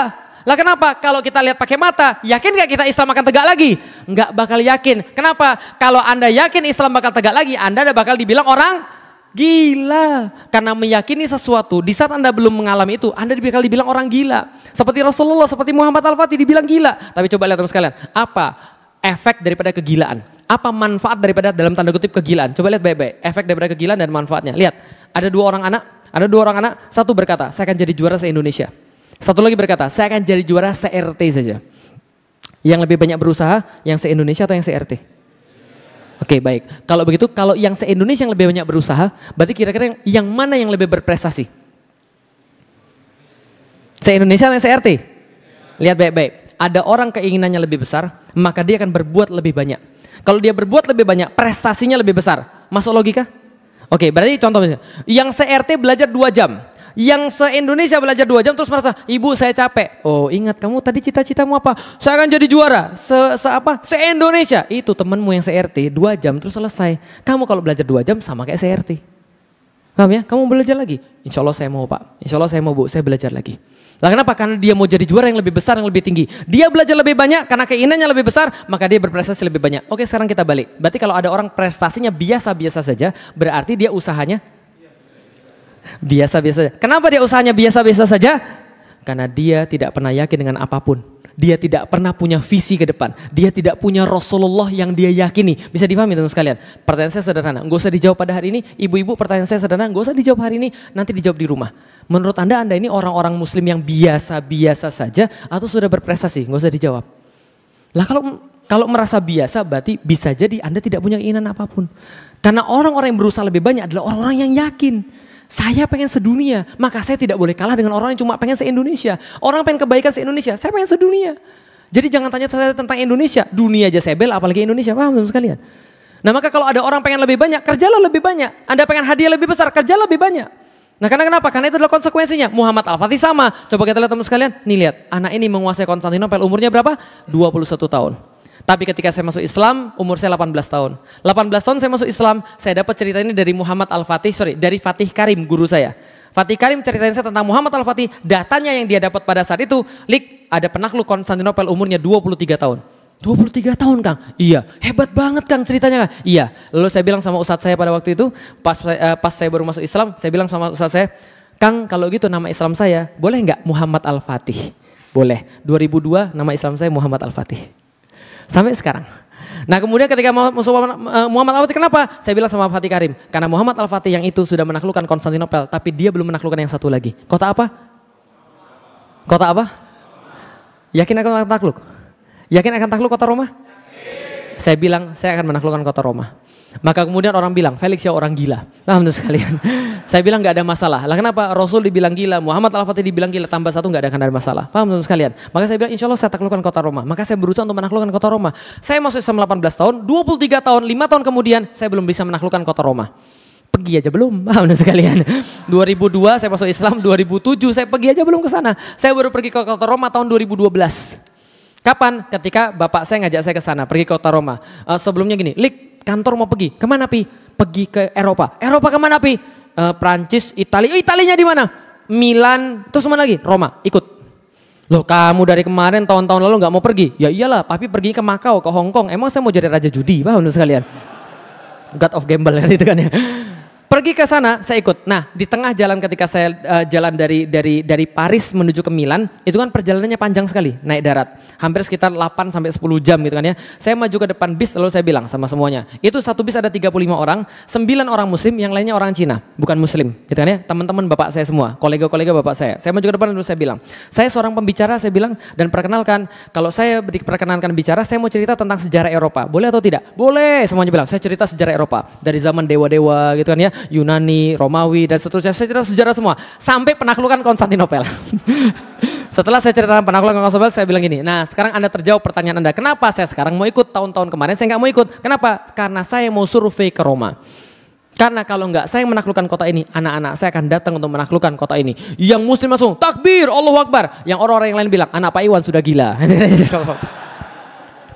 Oke, sebentar tolong diklik tuh close-nya. Nah, jadi kemudian kalau kita lanjutkan, nah saya kemudian belum bisa menaklukkan apapun ketika umur 23 tahun. Tapi alhamdulillah saya sudah menaklukkan seorang istri. Paham teman sekalian?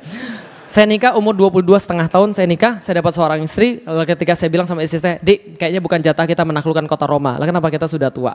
23 tahun dan kita belum bisa apa-apa. Sedangkan Muhammad Al-Fatih menaklukkan umur 23 tahun. Yang saya tahu waktu itu kan 23 tahun. Maka saya bilang pada istri saya, bukan kita bisa jadi anak kita. Maka kalau kita punya anak, Dik, anak kita namanya Muhammad Al-Fatih. Sepakat? Insya Allah, kata istri saya. 2006 kita menikah, 2008 kita punya anak pertama, perempuan.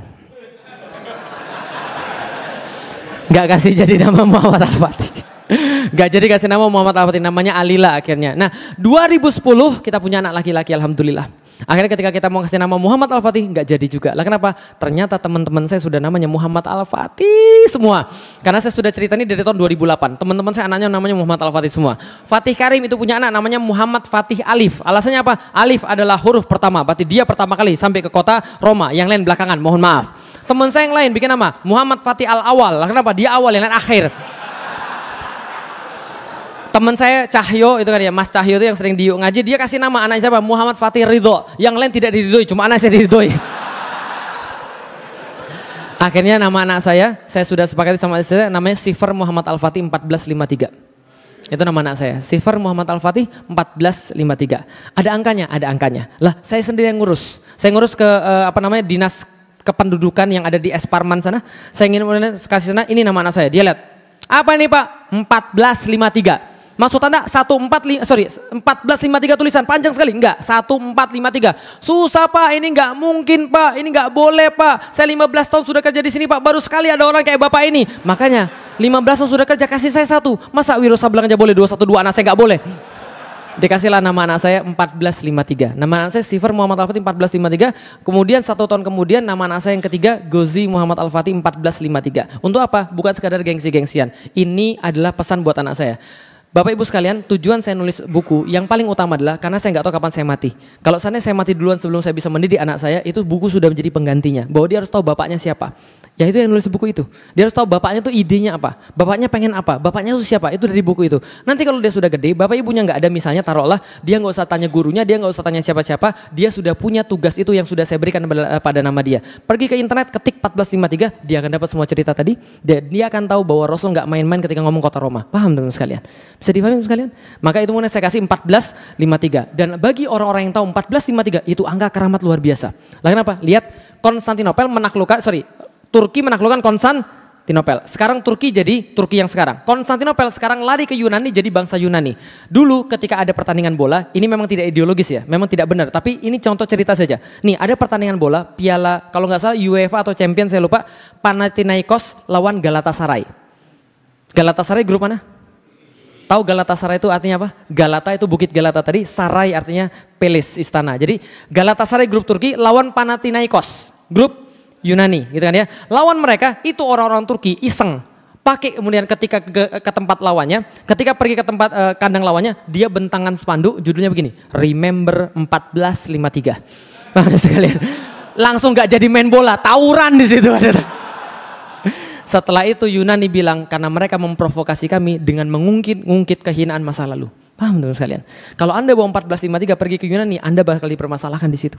Nah, kenapa? Bagi mereka itulah angka takluknya mereka ke dalam orang-orang Turki, tapi bagi kita tidak. Itu adalah di mana tahun Allah menzohirkan Islam di atas seluruh dunia. Bisa difahami? Dari 1453 muncul Renaissance. Dari 1453 muncul kemudian kejadian-kejadian Islam yang lain, Masya Allah. Nah, maka anak saya dikasih nama 1453 supaya dia tahu ini tugas daripada bapaknya. Paham teman sekalian? 1453. Pertanyaan saya sederhana. Pertanyaan terakhir sebelum saya selesai materinya.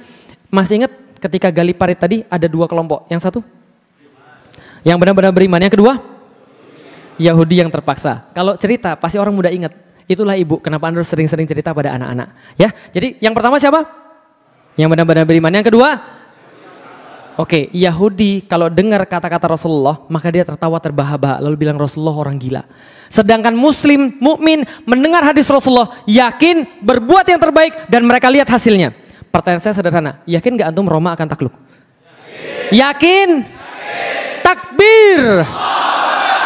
Bisa dipahami teman sekalian? Kenapa saya selalu bersemangat untuk mendakwakan Islam? Paham ya sekarang ya? Karena saya punya bisyarah dari Rasulullah Sallallahu Alaihi Wasallam. Kita pasti menang insya Allah. Cuman masalahnya adalah antum mau nggak menjalani itu semua itu? Kalau antum mau menjalani itu, antum jadi kemudian muslim yang istimewa, antum bukan jadi orang-orang yang biasa. Lah kenapa? Muslim ketika bersyahadat, dia tidak ditakdirkan jadi orang yang biasa.